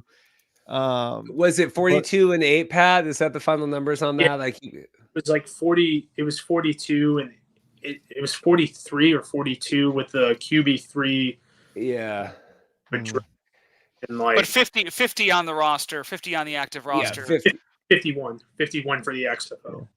Yeah. I like to see them get a couple spots up if they could, but that's that might be just a little bit nitpicking at this point in time. But the more chances you get, the more opportunities you can have for guys. But at the end of the day, you're going to bring in 75 guys. You're going to cycle through probably the last 30 of them at some point in time too. So just getting all these guys in there, seeing who can do what, especially you got some of these veterans in, you don't know what shape they're in by the time you get to the season. We like to think everybody's working out and in the best shape of their life too, but some of these guys are older, so bringing them in, and at least if they go into camp with some old guys, some young guys, let the best guy win out. And at the very least, even if you got some old guys there and they just don't have it anymore and they're working with some of the younger guys, they might be able to teach them something at the same time too. Well, it's frustrating, like you said, it's even with these rosters and stuff. And it'd be nice for them to expand all this. I mean, we had talked about, salaries and not it being increased. Where there's Greg knows this, and Vince McMahon, and when the AAF went away, and it's I don't need to pay the XFL players anymore. There's no competition here. So you would like to see them bring in more numbers for all this, but I don't see that. Greg, what do you make of roster sizes and kind of the reworkings here going into the season? I think it's fine. You know, NFL has 53-man rosters. They've got 16-man practice squads. I certainly wouldn't have a roster size bigger than that of the NFL. And again, everything that we talk about in terms of rules, in terms of roster structure, in terms of coaches, all has to be looked at through the lens of financials, because that is what we're doing here. That is what that's why these two leagues have come together, right? So, you know, I think there's an argument to have more players just because you need more depth for these leagues. You can't be bringing someone off the street who hasn't played in a while in midseason and expect them to perform at a high level. It's why XFL 2020 had the, I forget what they called it there, but Team 9. They had that where they, you know, they were able to keep basically almost a full roster of players in shape and training, so that if someone went down for the Arlington Renegades, they could sign one of those players who was already in shape, and they didn't have to choose from someone who had not been training or was not in shape. So, you know, there is that argument as well. I'm not sure if that is worth the financial burden that it would put on the league, but, you know, I think the roster size I'm pretty okay with. We'll have to see how it plays out this year to see whether they need to fix that for year 2. Pat, for you here, we have a question talking, and I'll keep an eye on the picture as they come in. Battlehawks not selecting the QB makes me think they're confident in getting AJ back, or at least they have someone in free agency in mind. What do you think the Battlehawks are going to do here quarterback wise, right? AJ's with the Bengals, right? So with the Bengals, I'm not sure on his contract situation. He was promoted to the active roster. He'll be a free agent in March when free agency starts. Yeah, so he'll be an unrestricted free agent. I'm not 100% sure on how the NFL and XFL, like, he just signed with a team now because he wasn't signed to a futures deal. Obviously, he's not a practice squad player. But in my opinion, this comes down to what AJ McCarron wants to do. I've been very vocal about this. He made over $600,000 this year. He got to play a little bit, so he scratched that NFL itch. Did halfway decent and I believe he had a touchdown get called back in his first game, with 3 of 4 in his last game, you know, for like 19 yards or something like that. So I'm very curious to see. It's going to come down to him. The door is open. Coach Beck has been very high on Tiano. Tiano did okay when he came in. He's a lot more athletic, decent arm strength, you know, a UT Martin guy with some CFL experience as well. As someone who covers the Battlehawks and is going to drive 45 minutes to these games to cover the team, there's a lot of good quarterbacks out there that aren't in this draft pool. So I'd like to see maybe a similar type AJ McCarron type signing. On the flip side, AJ's doing bar rescue or the bar Olympics right now in Vegas. I didn't see him out there last week, but you know, I'd love to see AJ come back. I mean, it's good for our city. It's good for the league. But at the same time, like, what does he have to prove? You know, like, what does he want to do? Remember, the big thing with AJ is in 2022, he didn't do anything in 2022. He was recovering from his ACL tear and then comes and plays football. So he's got a little bit of that motivation to get back. He came in. He became a good team guy. Jake Browning was also a practice squad guy that got elevated. No extension there, so he's an unrestricted free agent. Browning played pretty well. Does he get a lot more money to go do a Jared Stidham thing in Vegas or something like that, or another team? I don't know. All of a sudden, you don't have Jake Browning. Who's your QB2? Do you go back and go get Brandon Allen? Well, I know that AJ is better than Brandon Allen, so I'd rather keep AJ. Here's a 2-year, $4 million deal, my dude. Go hang out with Joe Burrow. Getting some more picks in here. Greg, any thoughts on AJ? And then we can roll through some of these picks. Yeah, I mean, if the best case scenario for the Battlehawks is AJ McCarron decides that he wants to return to the UFL and the Battlehawks, and he has no interest in signing a contract with an NFL team for 2024. But you have to remember that's going to be March 15th-ish. So you're talking 2 weeks away from the XFL season or the UFL season beginning. So that's a really tight window for him to come in. And I mean, it's probably going to be the same playbook, because I think Anthony Beck said that Bruce Gradkowski is returning as offensive coordinator. So it may be best case scenario, but it's still going to be 2 weeks, and you're still going to be coming in toward the end of camp when you've had other quarterbacks there working with these players. A lot of new players, by the way, because of the merge of the USFL and XFL, Battlehawks adding a lot of offensive players who maybe weren't there last year. So, even in the best case scenario, it's going to be a tight squeeze to get in on time and to earn that starting spot. And as we end round 5, Juwan Manigo going to the Renegades, I believe he was an offseason signing of them. I want to point out that the last 2 picks by the Panthers were specialists, and they protected a kicker in Jake Bates from Arkansas. They drafted Brock Miller, a punter from New Jersey. They now have 2 kickers and 2 punters on their roster. So, Reed, earlier in the show, you asked me who's going to be my favorite team now. It might be the Panthers because they are stocking up on specialists.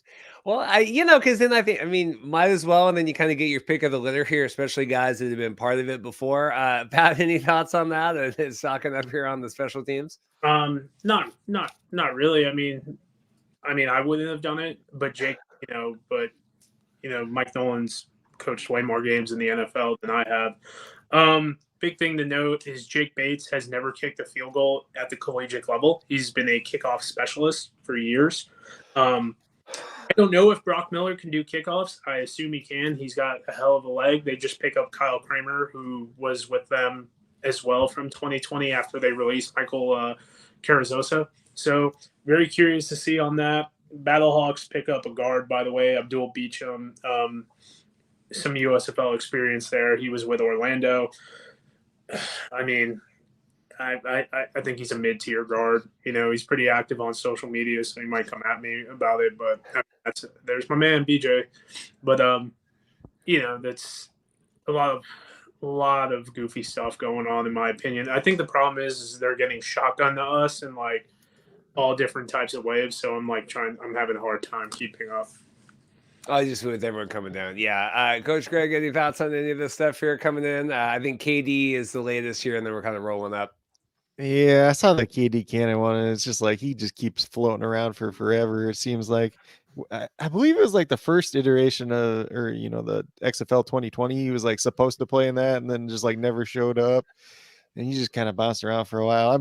He's like one of those guys. I'm just kind of sick of this guy at this point in time. He had a couple decent games last year for Orlando where he got deep on a couple touchdowns and whatnot. But nothing against the guy personally. It's just like, I'm kind of sick of talking about him at this point. Anything here? Showboats, anyone else as I kind of roll back up here? Salesi, here, BJ. We got BJ before on here. Gene Coleman here going to the Roughnecks wide receiver. Not really anything on that. I mean, in the Gamblers offense, I felt that Puka can't. Let's talk about him. Puka Williams. There you go. Puka Williams was with the Battlehawks for about 38 minutes. Originally drafted by DC last year. Big thing about Puka, there was a legal issue that came up recently as well. A guy that really everyone thought was going to pop if you're really in step with these leagues and didn't really get the opportunity to, whether it be his own, but fringe NFL guy at one point, versatile return man, all that goofy stuff. So let's see what happens with Puka. A couple others on here coming down here. Ventrell going to the Panthers, and then Madre Harper here going to the Stallions as I kind of get up to date here. Ventrell was part of their defensive line rotation last year with Michigan. UT Chattanooga guy, played some snaps in the CFL. There's a lot of key pieces. Like anytime you have Breland Speaks there, that secondary defensive end spot for them is going to be a big what if, as far as who's going to be the guy. You saw Speaks get that extra attention last year. They signed Levi Bell, who Bell had 4.5, 5 sacks in about 6 games or something like that. And when you bring in Levi Bell, who's a muscle hamster, plays very similar to Patrick Richard, it was really great to see that Bell get more exposure. And then it opened up Breland Speaks having a lot more success on the back end because now there's another dominant pass rusher there. If you can have that, just have a average, and I use that, an average defensive end on the other side of Breland Speaks, it's gonna be a good time. It's kind of like Sam Hubbard is a lot better than we think because of Trey Hendrickson for the Bengals. Greg, I've had a lot of questions in the chat here, even another one here talking about why hasn't anyone picked up Jeff Badette? It was about 5, 6, 7 here. Are you surprised no Badette signing yet? I am a little bit.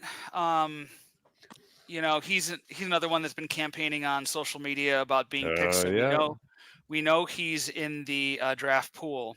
But yeah, you look at some of these wide receivers that are picked, like a KD Cannon, who, yes, he's speedy, lacks a little bit of size that Badette may have over him. So, he was in a rough offense last year with Vegas. Even with Arlington or Dallas in 2020, he didn't really shine. I think he only averaged, 7 or 8 yards per catch.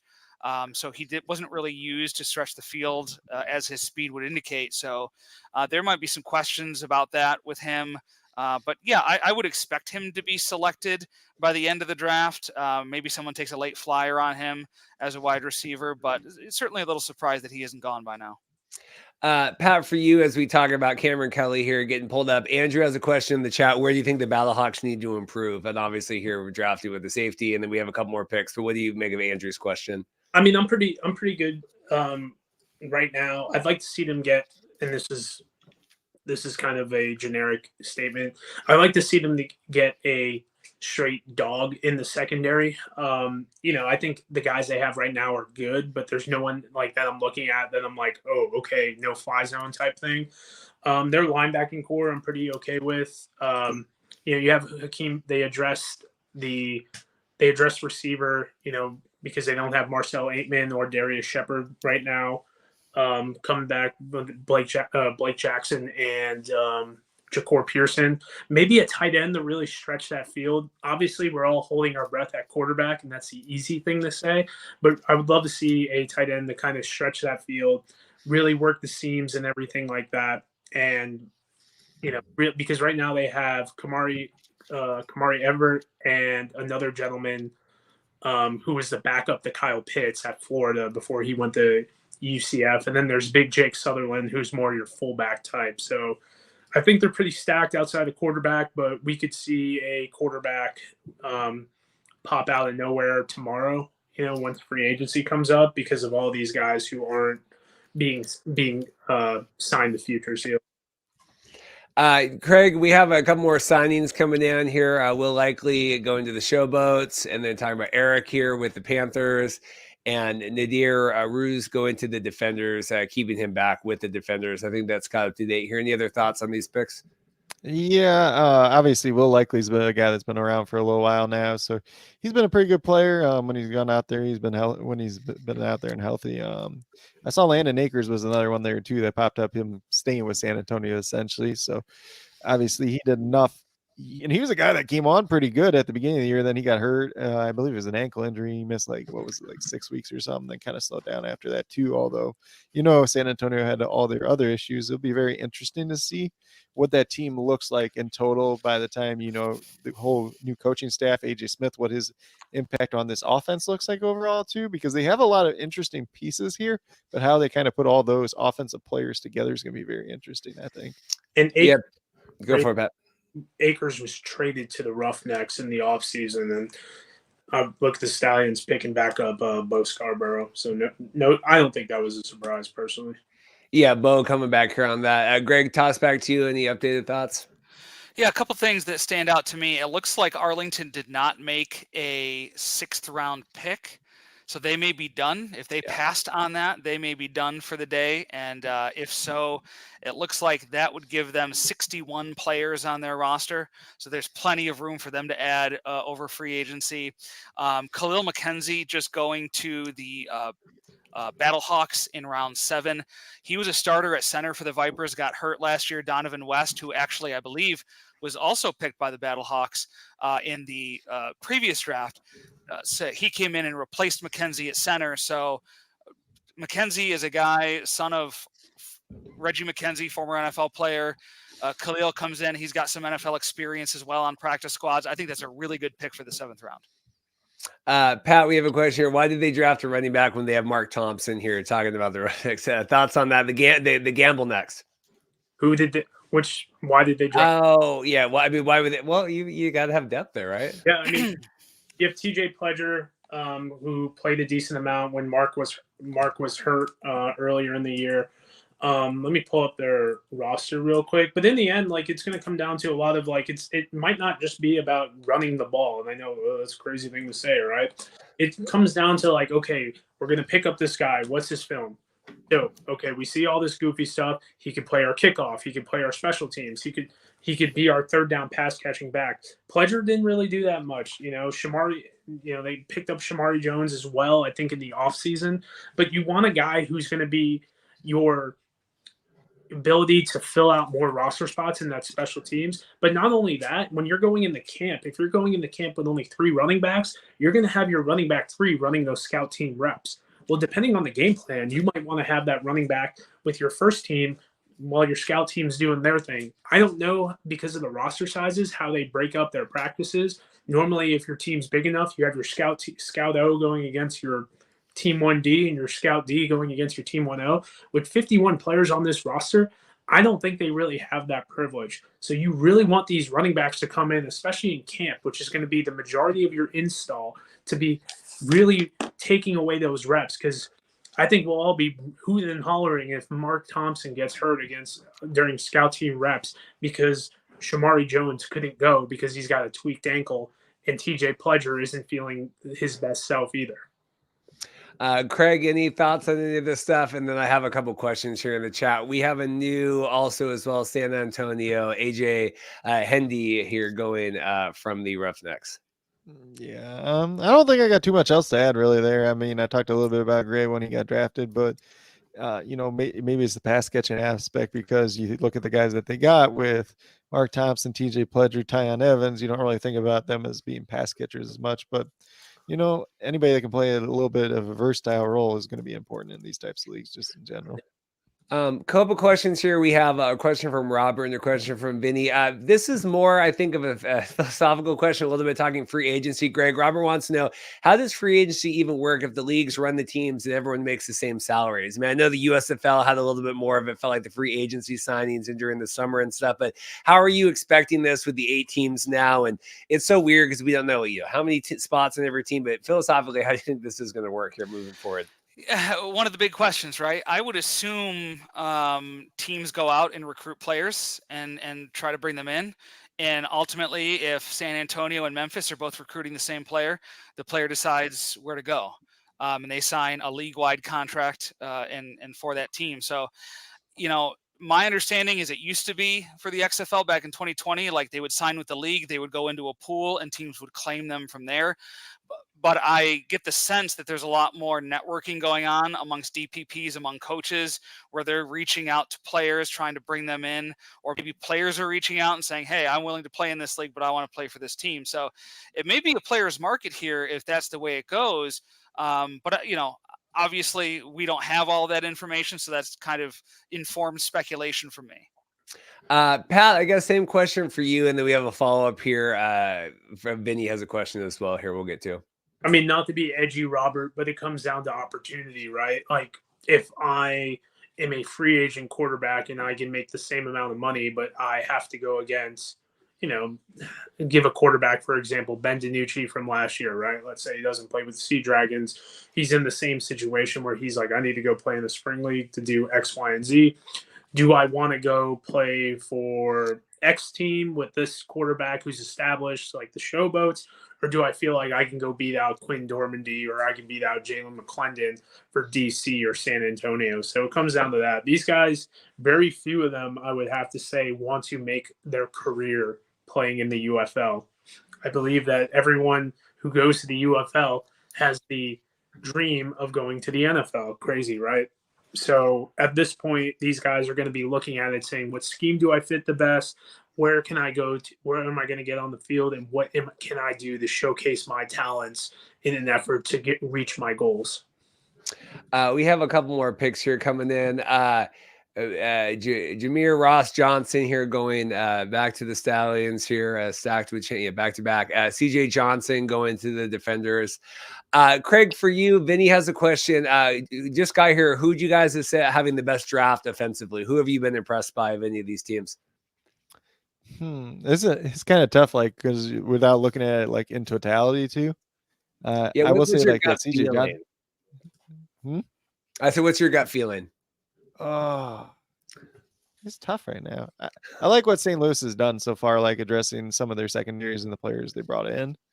Yeah. I'll say what even like CJ Johnson there though too. That's another DC defender. They're going after these big body wide receivers still, besides Chris Rowland. But he's a guy at Eastern Carolina. He was a very, very good player. He had a lot of off the field issues. He got invited to the NFL Combine still last year. Did all right there. Got a cup of coffee in like training camp. But he's a guy that could be very good in this league if he has his head on straight. Greg, same question. Who are you feeling like is having the best draft defensively? Offensively, I look at, again, DC, they pick a quarterback. They needed another one. I'm not really sold on Jalen McClendon being the answer, but they addressed it with a high draft pick. Adding 2 receivers, CJ Johnson. When I wrote my column on UFL board, Johnson was my surprise unprotected from the defenders. I was surprised that they left him unprotected. So to come back in the super dispersal draft and get him in round 8, I think is a pretty good bargain. You look at... looks like a lot of teams really helped themselves on defense. St. Louis adding 3 guards. Their draft is done, but they added Khalil McKenzie, who I already raved about, Abdul Beecham from Orlando, Christian Olmstead. Backup types, but as we've seen with these leagues, you need good backups. I mean, if you can go too deep at every position on the offensive line, you're going to be in pretty good shape. The Brahmas did some interesting stuff, adding B.J. Wilson. They added Landon Akers coming back over, K.D. Cannon. So we know in that offense, wide receivers are going to be important. They're going to play a role. So kind of like some of those pickups. And, Memphis with their last pick in the 8th round, Damian Willis out of Seattle. So he was pretty far down the receiver depth chart, I think, in Seattle, but still playing in a June Jones offense is going to get you noticed. So I think he did pretty well there and is a pretty good pickup for round 8. We had a question asking about the Renegades drafting. It looks like their last pick was Juwan Menigo here coming in about 17 minutes ago. So just, again, I had on there Battlehawks announcing they're done. It kind of a different varying numbers and all of that stuff. Anyway, from Mike's question, Pat, who do you feel like is having the best draft defensively? I think you said defensively or overall? Well, however you want to take it at this point. Overall, I think it was San Antonio. I mean, I think you automatically upgrade when you pick up, Quinton Dormandy, dealing with all the stuff that he did, showed a lot of bouts. You throw him in that AJ Smith offense, I think it could get real goofy in a good way. You picked up BJ Wilson, sure up the offensive tackle spot. You bring back Landon Akers, someone that they obviously had their eye on for the trade. I think going at that front, they're a much improved team. Key pieces all around. St. Louis really depth heavy. No one really blows me away as far as who they picked up. I do like Khalil McKenzie, XFL 2020 guy, some NFL experience, and also played, I think, all 10 games last year. Able to be versatile. So there are definitely some improvements on that offensive line. They also brought back Christian Olmstead, who was their 7th or 8th offensive lineman that played on field goal but inactive a decent amount. So a lot of safe picks, a lot of picks that could easily improve the team, but we leave this draft without a quarterback, and that is something that fans of the league will be tweeting about and blowing up DMs about and all that goofy stuff. Greg, how are we doing in terms of like where we're at in the draft? I know that St. Louis is done. You said, are we kind of winding down here? I'm trying to check some of the teams. Looks like Arlington, Michigan, Houston are done. They didn't make round 8 picks. St. Louis announced that Olmstead was their last pick. So we're looking at Memphis, DC, and Birmingham potentially with round 9 picks, although we're not sure. I haven't seen any other picks come in for the 9th round. But I think, Pat is right in terms of the Brahmas. Like, if you can come into a draft like this and get potentially a starting quarterback in Quinton Dormady, and I think, it may be a little unfair to judge Jack Cohn by last year because of the offensive line issues, because of the injuries elsewhere on the offense, not just the offensive line, by the way. They had some running back issues as well with Kalen Ballage. Maybe tough to judge, but certainly Quentin Dormady showed at the end of last season that he could be a starting quarterback caliber player in a league like this. So if you're able to get a starter at that position in this type of draft, I think that vaults you to the top of the list in terms of who won this draft. Craig, any thoughts on kind of rounding out any of these rosters? Anything else on Pat or what Greg said?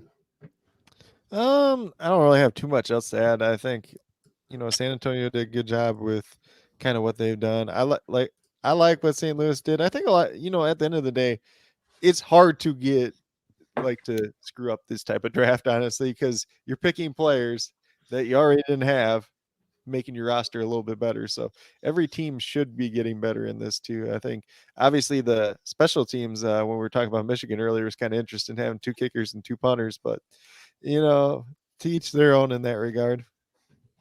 Pat, do you think Dormady, that was the biggest name today in the draft?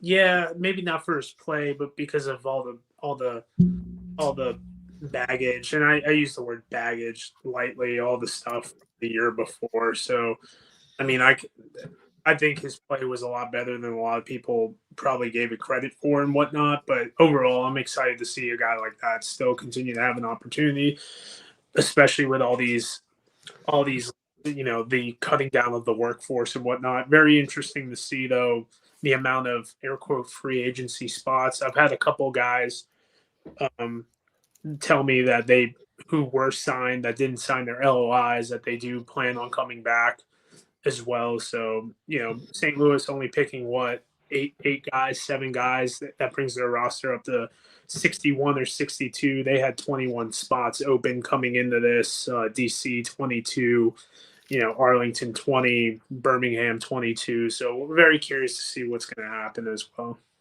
Greg, names you're surprised to see not pop up here today. We were talking Bedad and the Silvers and all of that. I mean, just any kind of red flags out there you're seeing players that didn't get picked up? Well, it's hard to say because we don't really know, especially for the holdovers from last year, who signed their LOIs and who didn't, right? So we know the ones who are new to the league, especially for the XFL, where they were putting out press releases of, hey, these guys are new to the league, they've signed LOIs, or they've returned from the NFL and they've signed LOIs. So it's really hard from that perspective to know who is in the pool. Very hard to find USFL roster information, updated roster information, quite frankly, in preparing my review of the dispersal draft, and certainly as we get to preparing my review of the super dispersal draft. So really hard to say who was in the dispersal draft, other than those who made it clear on social media. Couple more picks here. I just want to point out Boogie Roberts by the Defenders. Oh, did Boogie get picked? He did. So he was in the USFL, signed an LOI with the XFL, I think with the Brahmas, was not protected among the 42. So now he goes to the Defenders. We had John Yarborough go to the Brahmas with the first pick of the 9th round. He was with Houston at the XFL last year. So another Roughneck being brought over by the Brahmas coaching staff who coached the Roughnecks last year. Long snapper Turner Bernard goes to the Showboats. And Zaquandre White staying with Birmingham. So I think Birmingham, their last 5 picks have all been players who played with Birmingham last year. So, when you talk about deep teams, right, if you're Birmingham, you may look at that 42 protection list and say, wow, I can only protect 42. While there's some players who might be, some teams that might be really scrounging to find 42 players on their roster worth protecting. So you're seeing that Birmingham had such a deep roster that they protected their 42, and then they're picking up more of their own players to add to their roster this offseason. What I want to get into, we can do a little bit of talk here before we get out at some point about the kickoff game, because I do think that's going to be very interesting about all of that. Yeah, Pat, what do you think? Boogie here? I know there have been questions about that. Good to see him sticking around with the Defenders. Any of these last picks? This has to be near the end here, right? In terms of the names coming out. I mean, John Yarborough has been around the league, these leagues, TSL guy, Canadian guy. I think he played with the Browns in camp for 5 minutes. Played with the Gamblers last year in 2022. Kicks over to the XFL with the Roughnecks. They obviously transitioned staff. John Yarborough versatile, can play guard and tackle. I don't think he's amazing at any spot, but he's definitely a value piece that has a lot of starting experience in these leagues. So definitely not a bad guy to have on your roster. Especially, you got to keep these guys around for the micro, because you still might have some of these power 5 guys and group of 5 guys who still think they're going to be in the NFL. So, like, in my opinion, you might see guys who you're like, oh man, that's kind of crazy. He's sticking around in the cycle, until these leagues start becoming like a legitimate, like, this league isn't going anywhere in 10 years. And with spring football every 5 minutes, we're not really sure what's going to happen. Boogie, the interior right there. I believe they had a gentleman named Robert Windsor that they signed that they didn't protect. So him and TJ Barnes are really going to clog up that middle. So Quandre White came on a little bit in the end of the year, a little bit more playing time, splitting carries with CJ Marable and Ricky Pearson.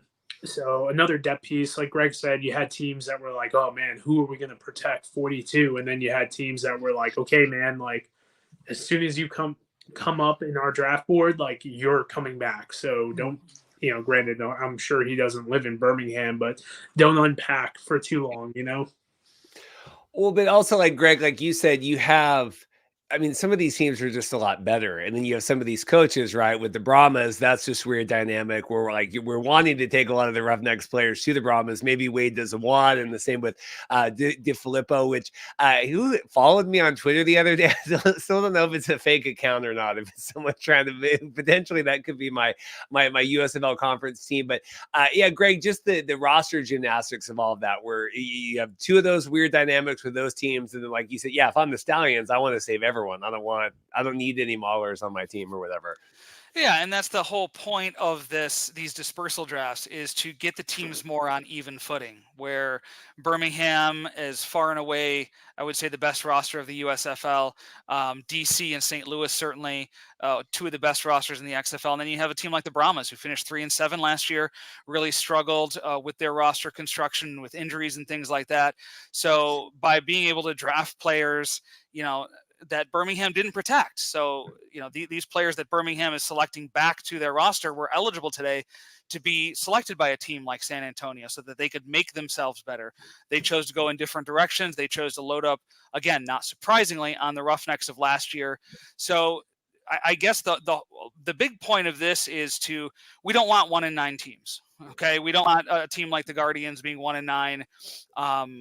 Competitive football is the goal here.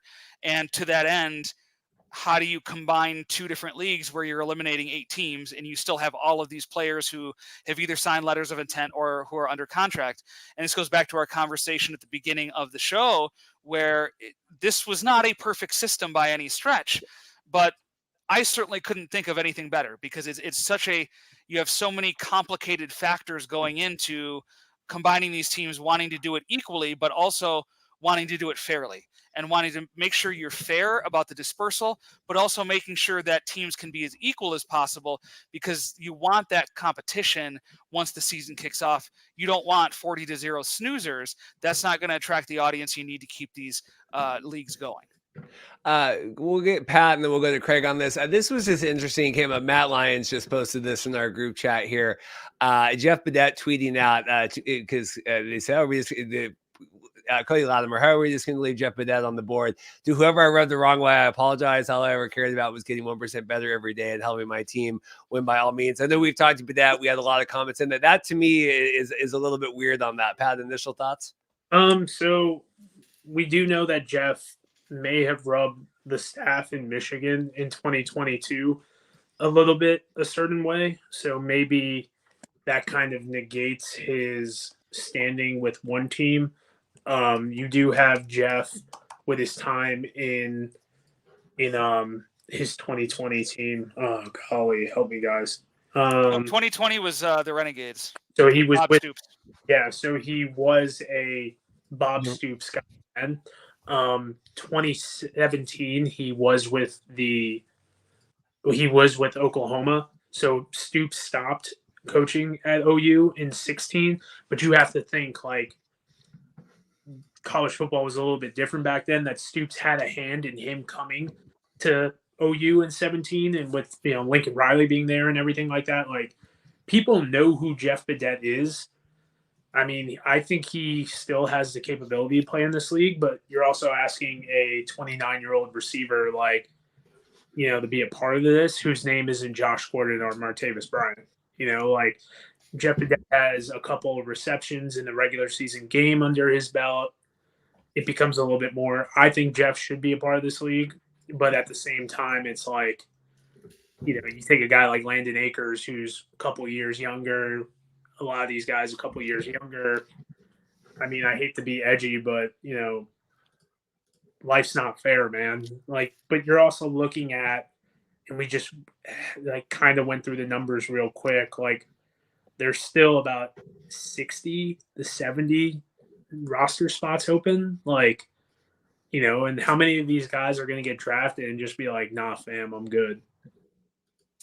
Yeah, I don't know. I mean, to me, and I love Jeff, and he's been on the show, and I think he follows the accounts and everything. Like, some of the people got really restless with all this pre-draft stuff, and I'm tweeting out the private emails from everything, and then I'm going to delete it later, and it's I don't know, maybe that pissed people off, and they're like, we don't want to, I don't know.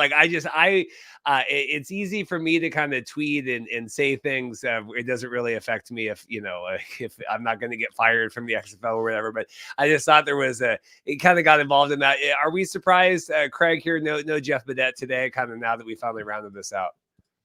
Yeah. I mean, it's interesting for sure, but he's been a guy that's been around a lot of these leagues for a long time. He's had a lot of soft tissue injuries too. That's kept him off the field for most of the time besides last season. So, there's that factor. He's getting older. Obviously, you kind of have some of the, I don't even know what you want to call it, the conflict between the two leagues when they were kind of merging. And he was talking about, being a part of the players union on the one side, and he's trying to say all this stuff, and then they come out and they're like, oh, well, everything you just said is not true whatever too. How much does that actually play a role into everything too? Because there's just so many little here. At the end of the day, he's probably going to end up, if he doesn't get drafted, he'll sign with some team. We'll see if he makes the roster or not. It's just going to take the situation, I think. Greg, I think this is the last picks coming in here, starting 4 minutes ago. Brahmas with Cody Trest, Anthony Hines here going into the defenders. Bobby Holly, not the wrestler, right? Not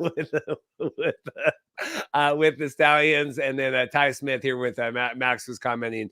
Big pickup for the Showboats, and Ty Smith, one of the few defensive standout players from the Guardians last season. Greg, any thoughts on fellow Guardians, Ty Smith or anyone else here? Yeah, Ty Smith, sort of on the back end of the Orlando defense, did okay last year. Cody Crest for San Antonio was another LOI signing by Houston in the offseason. He had spent some time in NFL training camp this year. Anthony Hines, a really good backup who can spot start with DC, good special teams player. So that's a really good pick. He was in DC last year. DC's been picking up, just like Birmingham did. DC's been picking up the last 5. Aside from Boogie Roberts, I think 5 of the last 6 picks have all been DC players from last year that they're bringing back. So Hines is a good depth piece. Bobby Holly for Birmingham. The fullback is not dead yet, and Holly is. I think he can play some tight end as well. So good for Birmingham, bringing another name for Birmingham being brought back. So yeah, I mean, even here in the 10th round, quality players being taken. I would assume San Antonio might be one of the last teams to be drafting because they're going to want to pull as many Roughnecks from 2023 or LOI signings of the Roughnecks over. So they may go a little deeper than a lot of other teams for that sake to really add those players who fit their offense and fit their defensive schemes. Pat, any thoughts on these last names coming in? I mean, Bobby Holly's a guy with Skip Holtz ties, not only from the last 2 years, but also time at Louisiana Tech, like Greg said, extremely versatile guy. I believe Birmingham's, I know they have Jay Sternberger. I don't know if they kept Thad Moss back, but, with the rosters being as versatile as you need to do, you'll have a guy like Holly who will play on special teams and whatnot. Ty Smith, he's an older guy. I know he's played a bunch of NFL games. I think I saw last year he had 70 total tackles in his NFL career. So you bring in a veteran presence. down to Memphis and whatnot. Anthony Hines, once again, a guy in the room, in the team, versatile, can kind of fill in with Francis Bernard and whatnot if Bernard goes out. So nothing really to lose my mind about. Going on my list real quick, San Antonio had 14 spots open. So we'll see what happens. And then Cody Kress, I think he's kind of like a Landon Akers clone, but obviously when you sign him and you have the open spot, why not bring him back, right? Craig, any thoughts on any of these final picks coming in? Yeah, I mean, like, keeping Bobby Holly is going to be like important for them. He's a good special teamer, good fullback at the least. He had that one long touchdown, I believe, was that last year before he got hurt? Yeah, it was on. So obviously he's been around. He knows the system too. And then I like Cody Kress. I think that's a good pickup, but like it's going to be really interesting to see what that San Antonio offense looks like. Once again, when you get all these pieces in there, figuring out who actually makes the team is going to be like another thing too, just because they have so many wide receivers there now. It's like, okay, so who are we keeping for our 7 or 8 guys that they go with? And who ends up on the field the most? There's a lot of interesting pieces there because there's a lot of names. Like they got some of the guys that are holdovers. They got the guys they brought over from the Roughnecks who, there's some guys AJ Smith particularly likes one way or another. So it'll just be interesting to see how those pieces all play out too. And I'm trying to remember the name, but they had the running back too from Hawaii from 2 years ago. He got hurt most of last year, but Calvin he actually Turner. played initially like D2. Yeah, Kelvin Turner Jr. But he initially played like D2 quarterback at Jacksonville State. Transfers to Hawaii to play running back, and then he was working out for like NFL teams as a running back / wide receiver. So I think he just slotted it. In terms of, we have a couple questions around that, Greg. People asking about Cole McDonald. Seemed like he was pretty athletic last year. No side of Cole McDonald. They're obviously Brandon Silvers, but Cole McDonald seemed like someone that was pretty a focal point of the XFL marketing last year, right? In terms of the player 54, yes. Yeah, I guess so. Yeah. Yeah, it's hard to market a backup quarterback beyond that, Yeah. because that was his role, backup quarterback, short yardage specialist, that sort of thing. Used as very much a gadget player last year for the Roughnecks. I'm not sure really if there's a ton of room for that on a roster this year, especially in this draft. And again, he's one of those guys that we don't know if he signed an LOI to return or not. Same thing with Brandon Silvers. If you were on a team last year and you made it through the end of the season, the XFL didn't really publicize whether or not you signed an LOI. It was only the guys who were new to the league or who had been released to sign with an NFL team and return to the league. So that's why I said it's so hard to know who was even in this pool to really critique picks or non-picks. I will say, and I guess it's probably the statute of limitation this past year. We're just talking about the Roughnecks and Renegades and all that stuff with the player 54. I remember when I was in DC for the Sea Dragons game the night before, I'm watching the game, the Renegades and Roughnecks at the bar with a lot of the player 54 guys. And when the Renegades, it was like all the producers and stuff, and they're like, "Oh my God, we can't believe the Renegades, like we don't we haven't been tracking them on the show, like we don't have any footage of them. They're going to go to the championship game." And I remember because I was just excited in Perez and everything, but it was like, oh gosh, like we really need to like have a production meeting right now and figure out like how are we going to market this team. I think that's kind of weird because Bob Stoops is their head coach, and he was probably, along with Wade Phillips, like the most well-known head coach. So you'd think they'd at least have be filming him and things like that. So that was kind of weird to me. And someone that, Luis Perez, a friend of the show, filled in when Brian Scott and all that stuff with the Vipers. Luis is a nice guy, but not exactly the most verbose of orators, right. When you're getting down to do interviews and stuff. Pat, we have a question here. Is Madre London still around? Did he make it on the roster? Madre London was with the Maulers, signed, but I don't remember if he re-signed. No, yeah, I don't see him on the rosters right now. He did not get picked up today from so far and last week as well. A lot of people love Madre London because of all the great stuff he did in the European League of Football, and he's a spring league guy. I mean, I thought he was kind of, you had Garrett Grosh there. I thought he was you know, a little bit faster version of Garrett Groshek. He didn't really lack that like explosive speed, and everyone was like, but he had over 2,000 yards rushing in the European League of Football. And I'm like, yeah, I mean, that's cool, but like a lot of those guys haven't been playing football for more than like 3 hours. So, I mean, it was a story that didn't really get like as much traction. I think more fame for Madre London came because he was the Davion Smith replacement because the Pizzagate nonsense. But I mean, I think he's like 26. I looked it up the other day. He's like 26 years old. Plenty of roster spots. Guy gets hurt. I mean, if you want to talk about a guy in the Maulers who should have got signed, Troy Williams, but that remains to be seen. Timing wise here, are we about rounding down here? I've been trying to track Greg. You maybe have a better pulse on just, I mean, I assume we'll get a press release at some point. Are there any other teams? I just don't want to keep people all day. I kind of want to be judicious about this. It looks like round 10 is the end. I haven't seen any picks being released before that. The XFL main Twitter account is now tweeting out round by round picks, all in one tweet. So if you're interested, you can kind of see them and track them from there. But it looks like we're done. And I look at, the teams like the Brahmas, they added 10 players today on top of the several that they picked and protected. So you have teams like the Brahmas who have, 3 to 4 players, 3 to 4 openings on their roster. Same with Memphis. They picked 10. They had 13 openings coming in. So, there are teams with single digit openings, less than 5. You have some teams, for example, I think the Roughnecks picked 6. So they could have picked 13. They've got 7 openings. Arlington had 20 openings on their roster. They only picked 5. So they got 15 openings on their roster for free agency tomorrow. So you can kind of see how every team is treating this draft a little bit differently.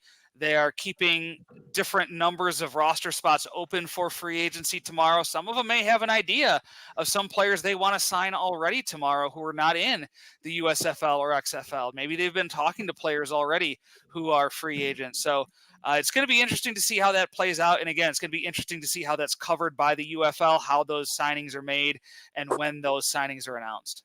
Yeah, I will say, Justin, I'll flash this up on here. And of course, we do rounds 5 through 9, and then we did a tweet for round 10. And then at some point, I would think we would just tweet them all in one consecutive list, but that would be outside. In terms of the free agency stuff, obviously we'll be doing a live show on that, but like and subscribe.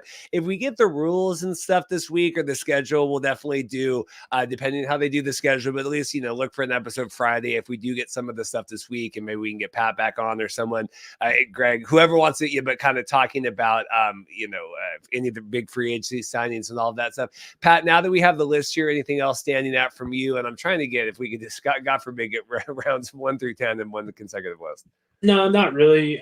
We talked about, the monetary values of these tweets and whatnot. Something I would have liked to see, and this is me really, really nitpicking, is you have the guy and then you have his Twitter handle, Yep. like, oh, that's a lot of work. We can't even get 1 to 10 in order here. I don't think we're getting the player to it. $11 for Twitter Blue. You would have got a pretty decent amount of impressions today. And then with them only paying these guys $60,000 and whatnot, like every dollar counts. You know what I mean? So these guys don't have to work side jobs and everything. They can focus on building their brands and whatnot.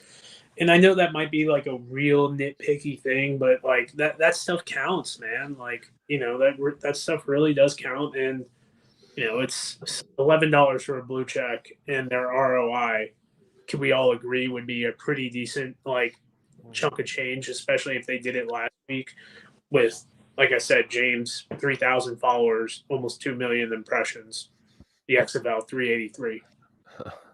Yeah, we can't even get it. It's great. Yeah, and they still don't have anything past round 5 on here.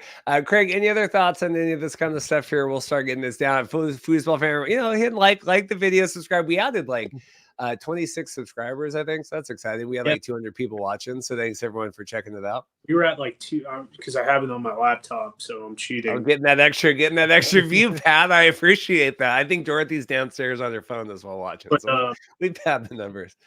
but yeah, we had like 280 at one point or 260 at one point. It wasn't on Twitter, so it was all YouTube. So I mean, people are gonna type this in and see this, and hopefully they think we're semi competent, and they continue to watch, and let's see what happens. But thank you for everyone for listening to us talk for almost 2 hours. Let me just say, and I keep wanting to go to Craig again, but we keep cutting them off. That's okay. Sorry. I will say, like, tweeting not 10 minutes before, like, hey, we're doing this today. Like, even if they had just put out Friday, we're doing this. And then, like we said today, they're not all on the XFL account. They're on the teams. Like, there's such little things. Like, if you're going to do it, it's just not hard at all to do this. And like I said, I think we probably could have gotten another 30-40% of viewership on here if it wasn't, hey, we're doing, we were going to do it this afternoon. We're doing it now. I appreciate, obviously, Greg stepping up and blocking time, and Pat and Craig as well. Craig, any other thoughts on kind of any of these names? Any other thoughts on anything? Yeah, I think it's just been an interesting experience overall. Like, obviously, we've had these two different drafts, and like even going back to like some of what Greg said, like we don't know like some of these guys that signed the letter of intent, so maybe that's playing a big factor in like these quarterbacks not getting drafted because we don't even know if they're signed the LOI for the league, and at the same time, maybe some of these quarterbacks they're debating between coming back to the league or like going to the CFL and trying to explore out there too, because you have slightly less options, but you still have options at the end of the day. So, even like when we were talking about a guy like Cole McDonald, like maybe he goes to the CFL now because his game could fit pretty well up there, around the goal line, running around and everything else like that, even if it's just, your short yardage quarterback. So there's a lot of different factors here. I think it's going to be very interesting to see what happens with this free agency. And even kind of going back to what someone Greg brought up, I wouldn't be surprised if a lot of these teams kind of had like backdoor deals with some of these guys to sign as free agents. And that's why they left some of their roster spots open, because you're probably not going to go after teams there's no real tampering in this league, I guess. Yeah. I mean, we'll see what happens. I mean, there was a little bit of tampering in the USFL, right? With like the Generals at one point. Well, they signed too many, right? They signed too many over the summer, and then they got halted a draft pick in the college draft or whatever it was. If that was wild times. Greg, any other thoughts on this? I don't want to. Like I said, just don't want to keep everyone all day. Yeah, like to what Craig was saying, it kind of reminds me of the NFL draft where you have teams start negotiating with potential undrafted free agents in round 6 and round 7. So there could be a little bit of that going on. If Arlington knows they're going to sign 2 or 3 really good players in free agency, they may, say, okay, those guys are going to be better than anyone who's left in the draft pool. So we're going to stop drafting right there, knowing we're going to bring these guys onto the roster. And, if you're a Brandon Silvers, and you can sign your letter of intent at any time. And I'm assuming these guys are going to sign their contracts officially when they get to training camp. Maybe not. Who knows? But, if you're Brandon Silvers, is there an advantage to signing your LOI to be in the draft pool where you are kind of limited in your own power? You're going to be drafted by a team, and that's the team that has your rights. Or you sign your LOI after the draft, you go into the free agency where you can kind of choose maybe what team you want to be a part of. So there could be a little bit of that going on as well, a little gamesmanship from the player's point of view in terms of those LOIs or those contracts. Just throwing that out there as a possibility. I don't know that to be a fact, but it wouldn't surprise me if agents are kind of leading their players down that direction. Well, yeah, like if you're Brandon Silvers, AJ will bring you back regardless, right? I mean, I think that there's certainly an open door there. I remember we had Brandon Silvers on the show, and he's like sitting in on his pickup truck, and I'm like, oh, what are you doing? I just like fishing when I'm not playing, or I'm just kind of, I'm like, I don't know if Brandon Silvers is gaming the system, but I certainly wouldn't put it past him. Like, if he wants to go play with AJ Smith, I'll tell you, get him back on the Brahmas. I think that would be good.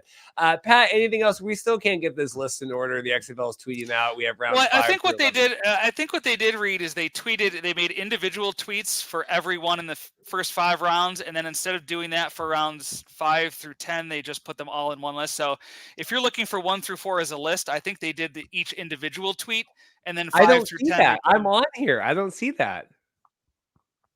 I mean, I don't want to like get in the weeds here, but I'm on here We have round 5, a thread through to 11. I Yeah. don't see rounds 1 to 4 anywhere. No, I don't think they did rounds 1 through 4 the same way. I think they did each individual pick getting its own post, or retweeting the team accounts for those posts, and then they stopped. And for 5 through 11, they just did the or 5 through 10. Oh, they did have a round 11. Look at that. That's new to me. Okay. Matthew Coughlin not here.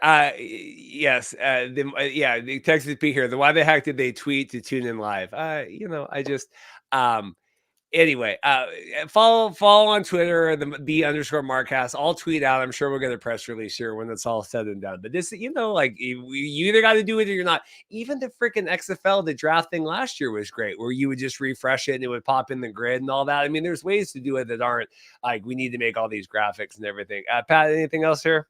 Not really. Final picks: Byron Mitchell, Stallions guy from last year, reserve dude. Coughlin, a showboat Breakers guy. They keep the same specialist core. Taylor, don't really know much about him. I apologize to him and his family, but in the end, I think we're winding down here, man. It's been 2 hours. It just seems like maybe these last final picks are just kind of like, hey, by the way, you want to come play for us real quick? They're hoping that, maybe some of these NFL practice squad guys, don't sign their futures deals and whatnot. But that's a whole nother discussion for another day. Once again, appreciate you having me come on, Pat Restreamo. I'll be streaming my thoughts and tomorrow and everything like that before I go to Memphis, and I have to go to Memphis to shore up that spring football is happening in Memphis, by the way, and that's why I was in Vegas to try to get the Vipers back, but they told me to leave Cashman Field. They were like, yeah. What did they do, Pat? Cashman Field? They were very confused on why I was there. Did you get some photos? I would like to see some photos from this. So side quest here. So I was just there for work, obviously, and I'm walking up and down the strip, just kind of exploring and seeing stuff, and then I find my way by a football field, and I'm like, oh, what's this? And then I didn't realize UNLV was literally right off the strip. Yeah. And I'm like, college children go here? This is a terrible idea.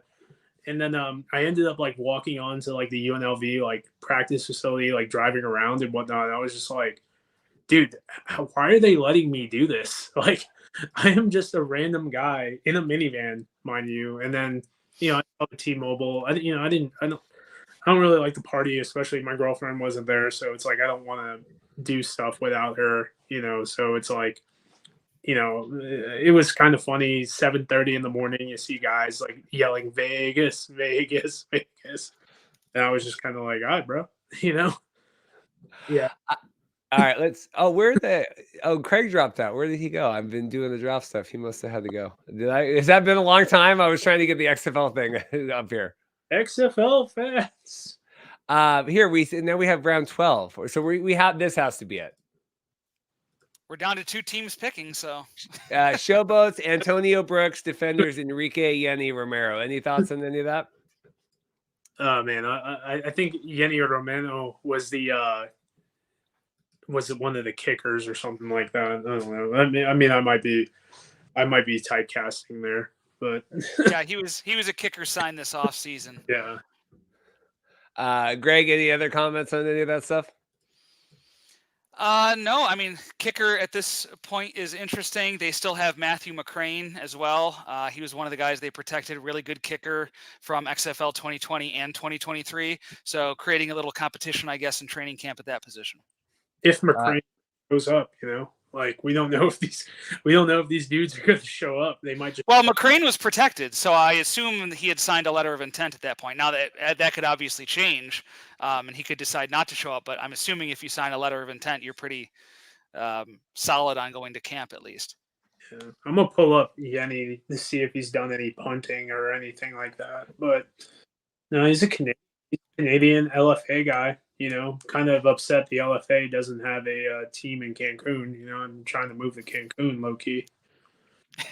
Again, I'm not trying to keep everyone on here, but I mean, we just had around 12. So I guess I give it just another second here. I really thought we were done on here. Greg, I guess anything else? Or they're really just kind of winding down the ship here? No, I think that's about it from me.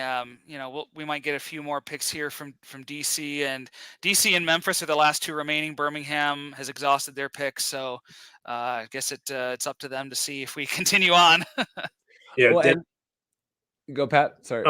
Dave Bowler and Anthony Beck want to go home. They want to go play some golf. Yeah, Max says Romero was playing in the Mexican League before this. So there you go. And Greg, obviously, we'll be doing deep dives here for UFL board now. How is that? How is the rebrand from XFL board to UFL board? But you've been doing big deep dives with all these team rosters.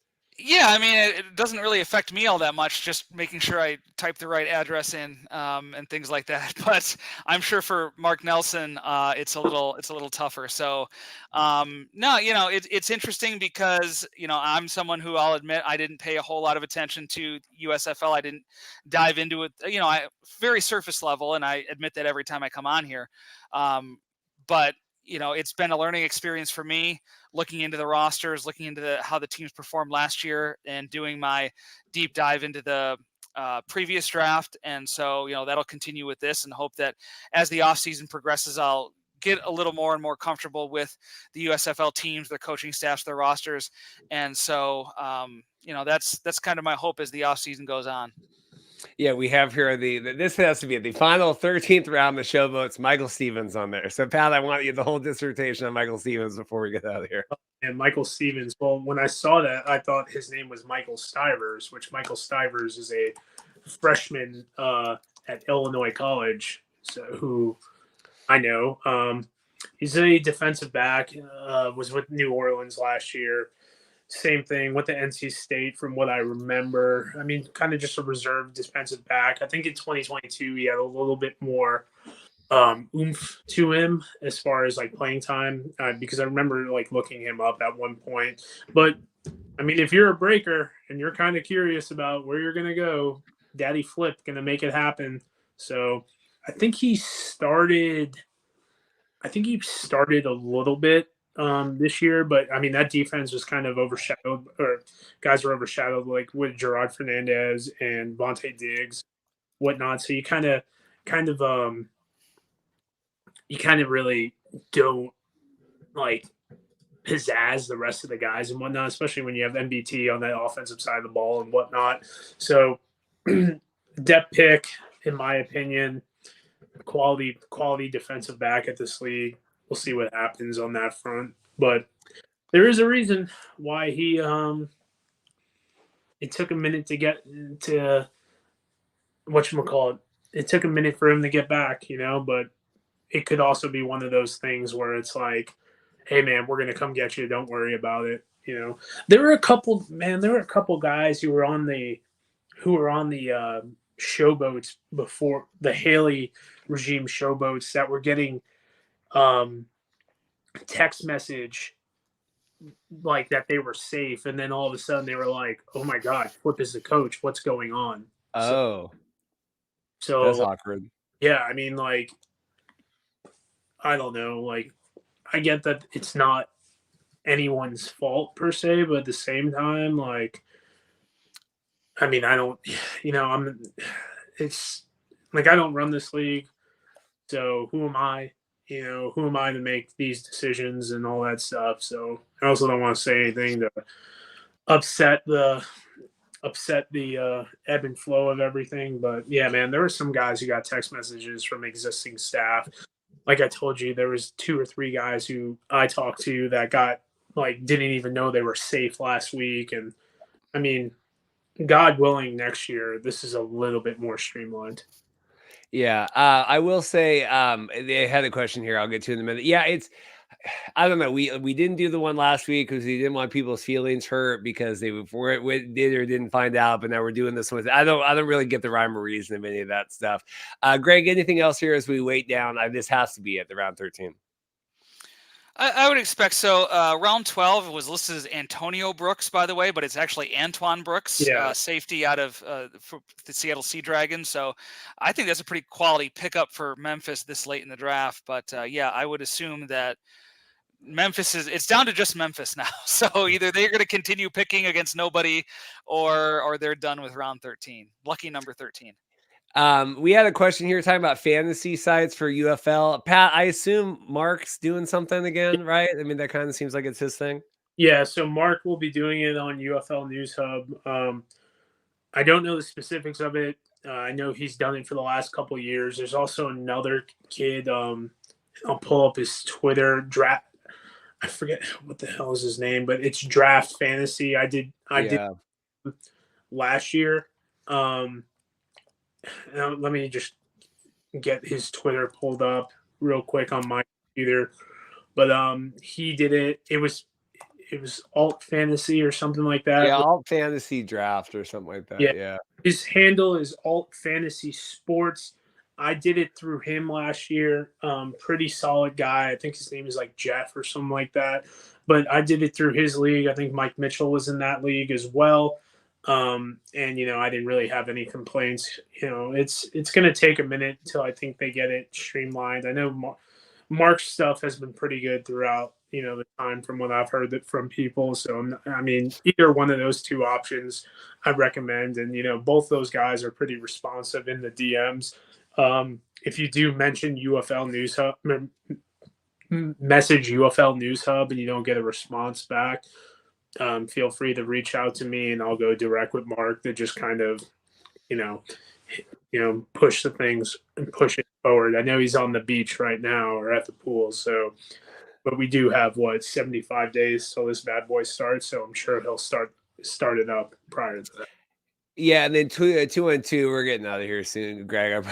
Greg's like, no, I think that if Memphis only had 13 spots open on their roster coming into today, and they've made 13 picks, so I would assume that's the end. Okay, that's the end. All right, I just am hoping for final. And then 2-2 have a comment here. Do you guys have any suggestions for Instagram accounts? If he changed his name, the XFL analyst, UFL analyst is I think the best account to have on there to follow all the breaking news. Is it Pat? Did he update his handle? I haven't been on Instagram a lot lately because of Facebook stuff. So UFL analyst on Instagram, that's kind of the way to go. He does get a lot of these players DMing him as well. So, and he doesn't really do much on like YouTube or anything like that. He's also on Twitter. I think he's still XFL analyst on Twitter. But once again, if you can't find it, send me a DM. And I'll shoot you the link or whatever, but it's UFL analyst on Twitter now. It might still be XFL analyst on Instagram, but yeah, he's a good resource, and he is a young kid and whatnot, but he is still he's been doing it since like the AAF, so he's not a bad resource at all. He doesn't do YouTube or anything, which I've told him, I was like, dude, how are you not if you got all these players in your DMs? But maybe later, maybe another time. Maybe later. We'll round out here, Greg. Anything else from you? Nope, I think that's good. I'll have something later in the week on this draft and breaking things down a little bit more. So look on UFLboard.com for that coming up. And that Greg M. Parks on Twitter and Pat on there by Pat Rufino. I appreciate everyone. Like I said, we'll put this to bed. Follow Twitter. We'll put out the final release at the end, but it could be 2 seconds from now. It could be 2 hours from now. So appreciate it. Like and subscribe, thumbs up, all that stuff. And like I said, Craig, I DM'd him. He said his internet ran out. And then John Vogel, who was going to come on, but is snowed in without proper internet. So really appreciate it. Everyone making time today. Like I said, look for a Friday episode if we get enough stuff this week. So that should be good. So we'll see you guys next time. Thanks again.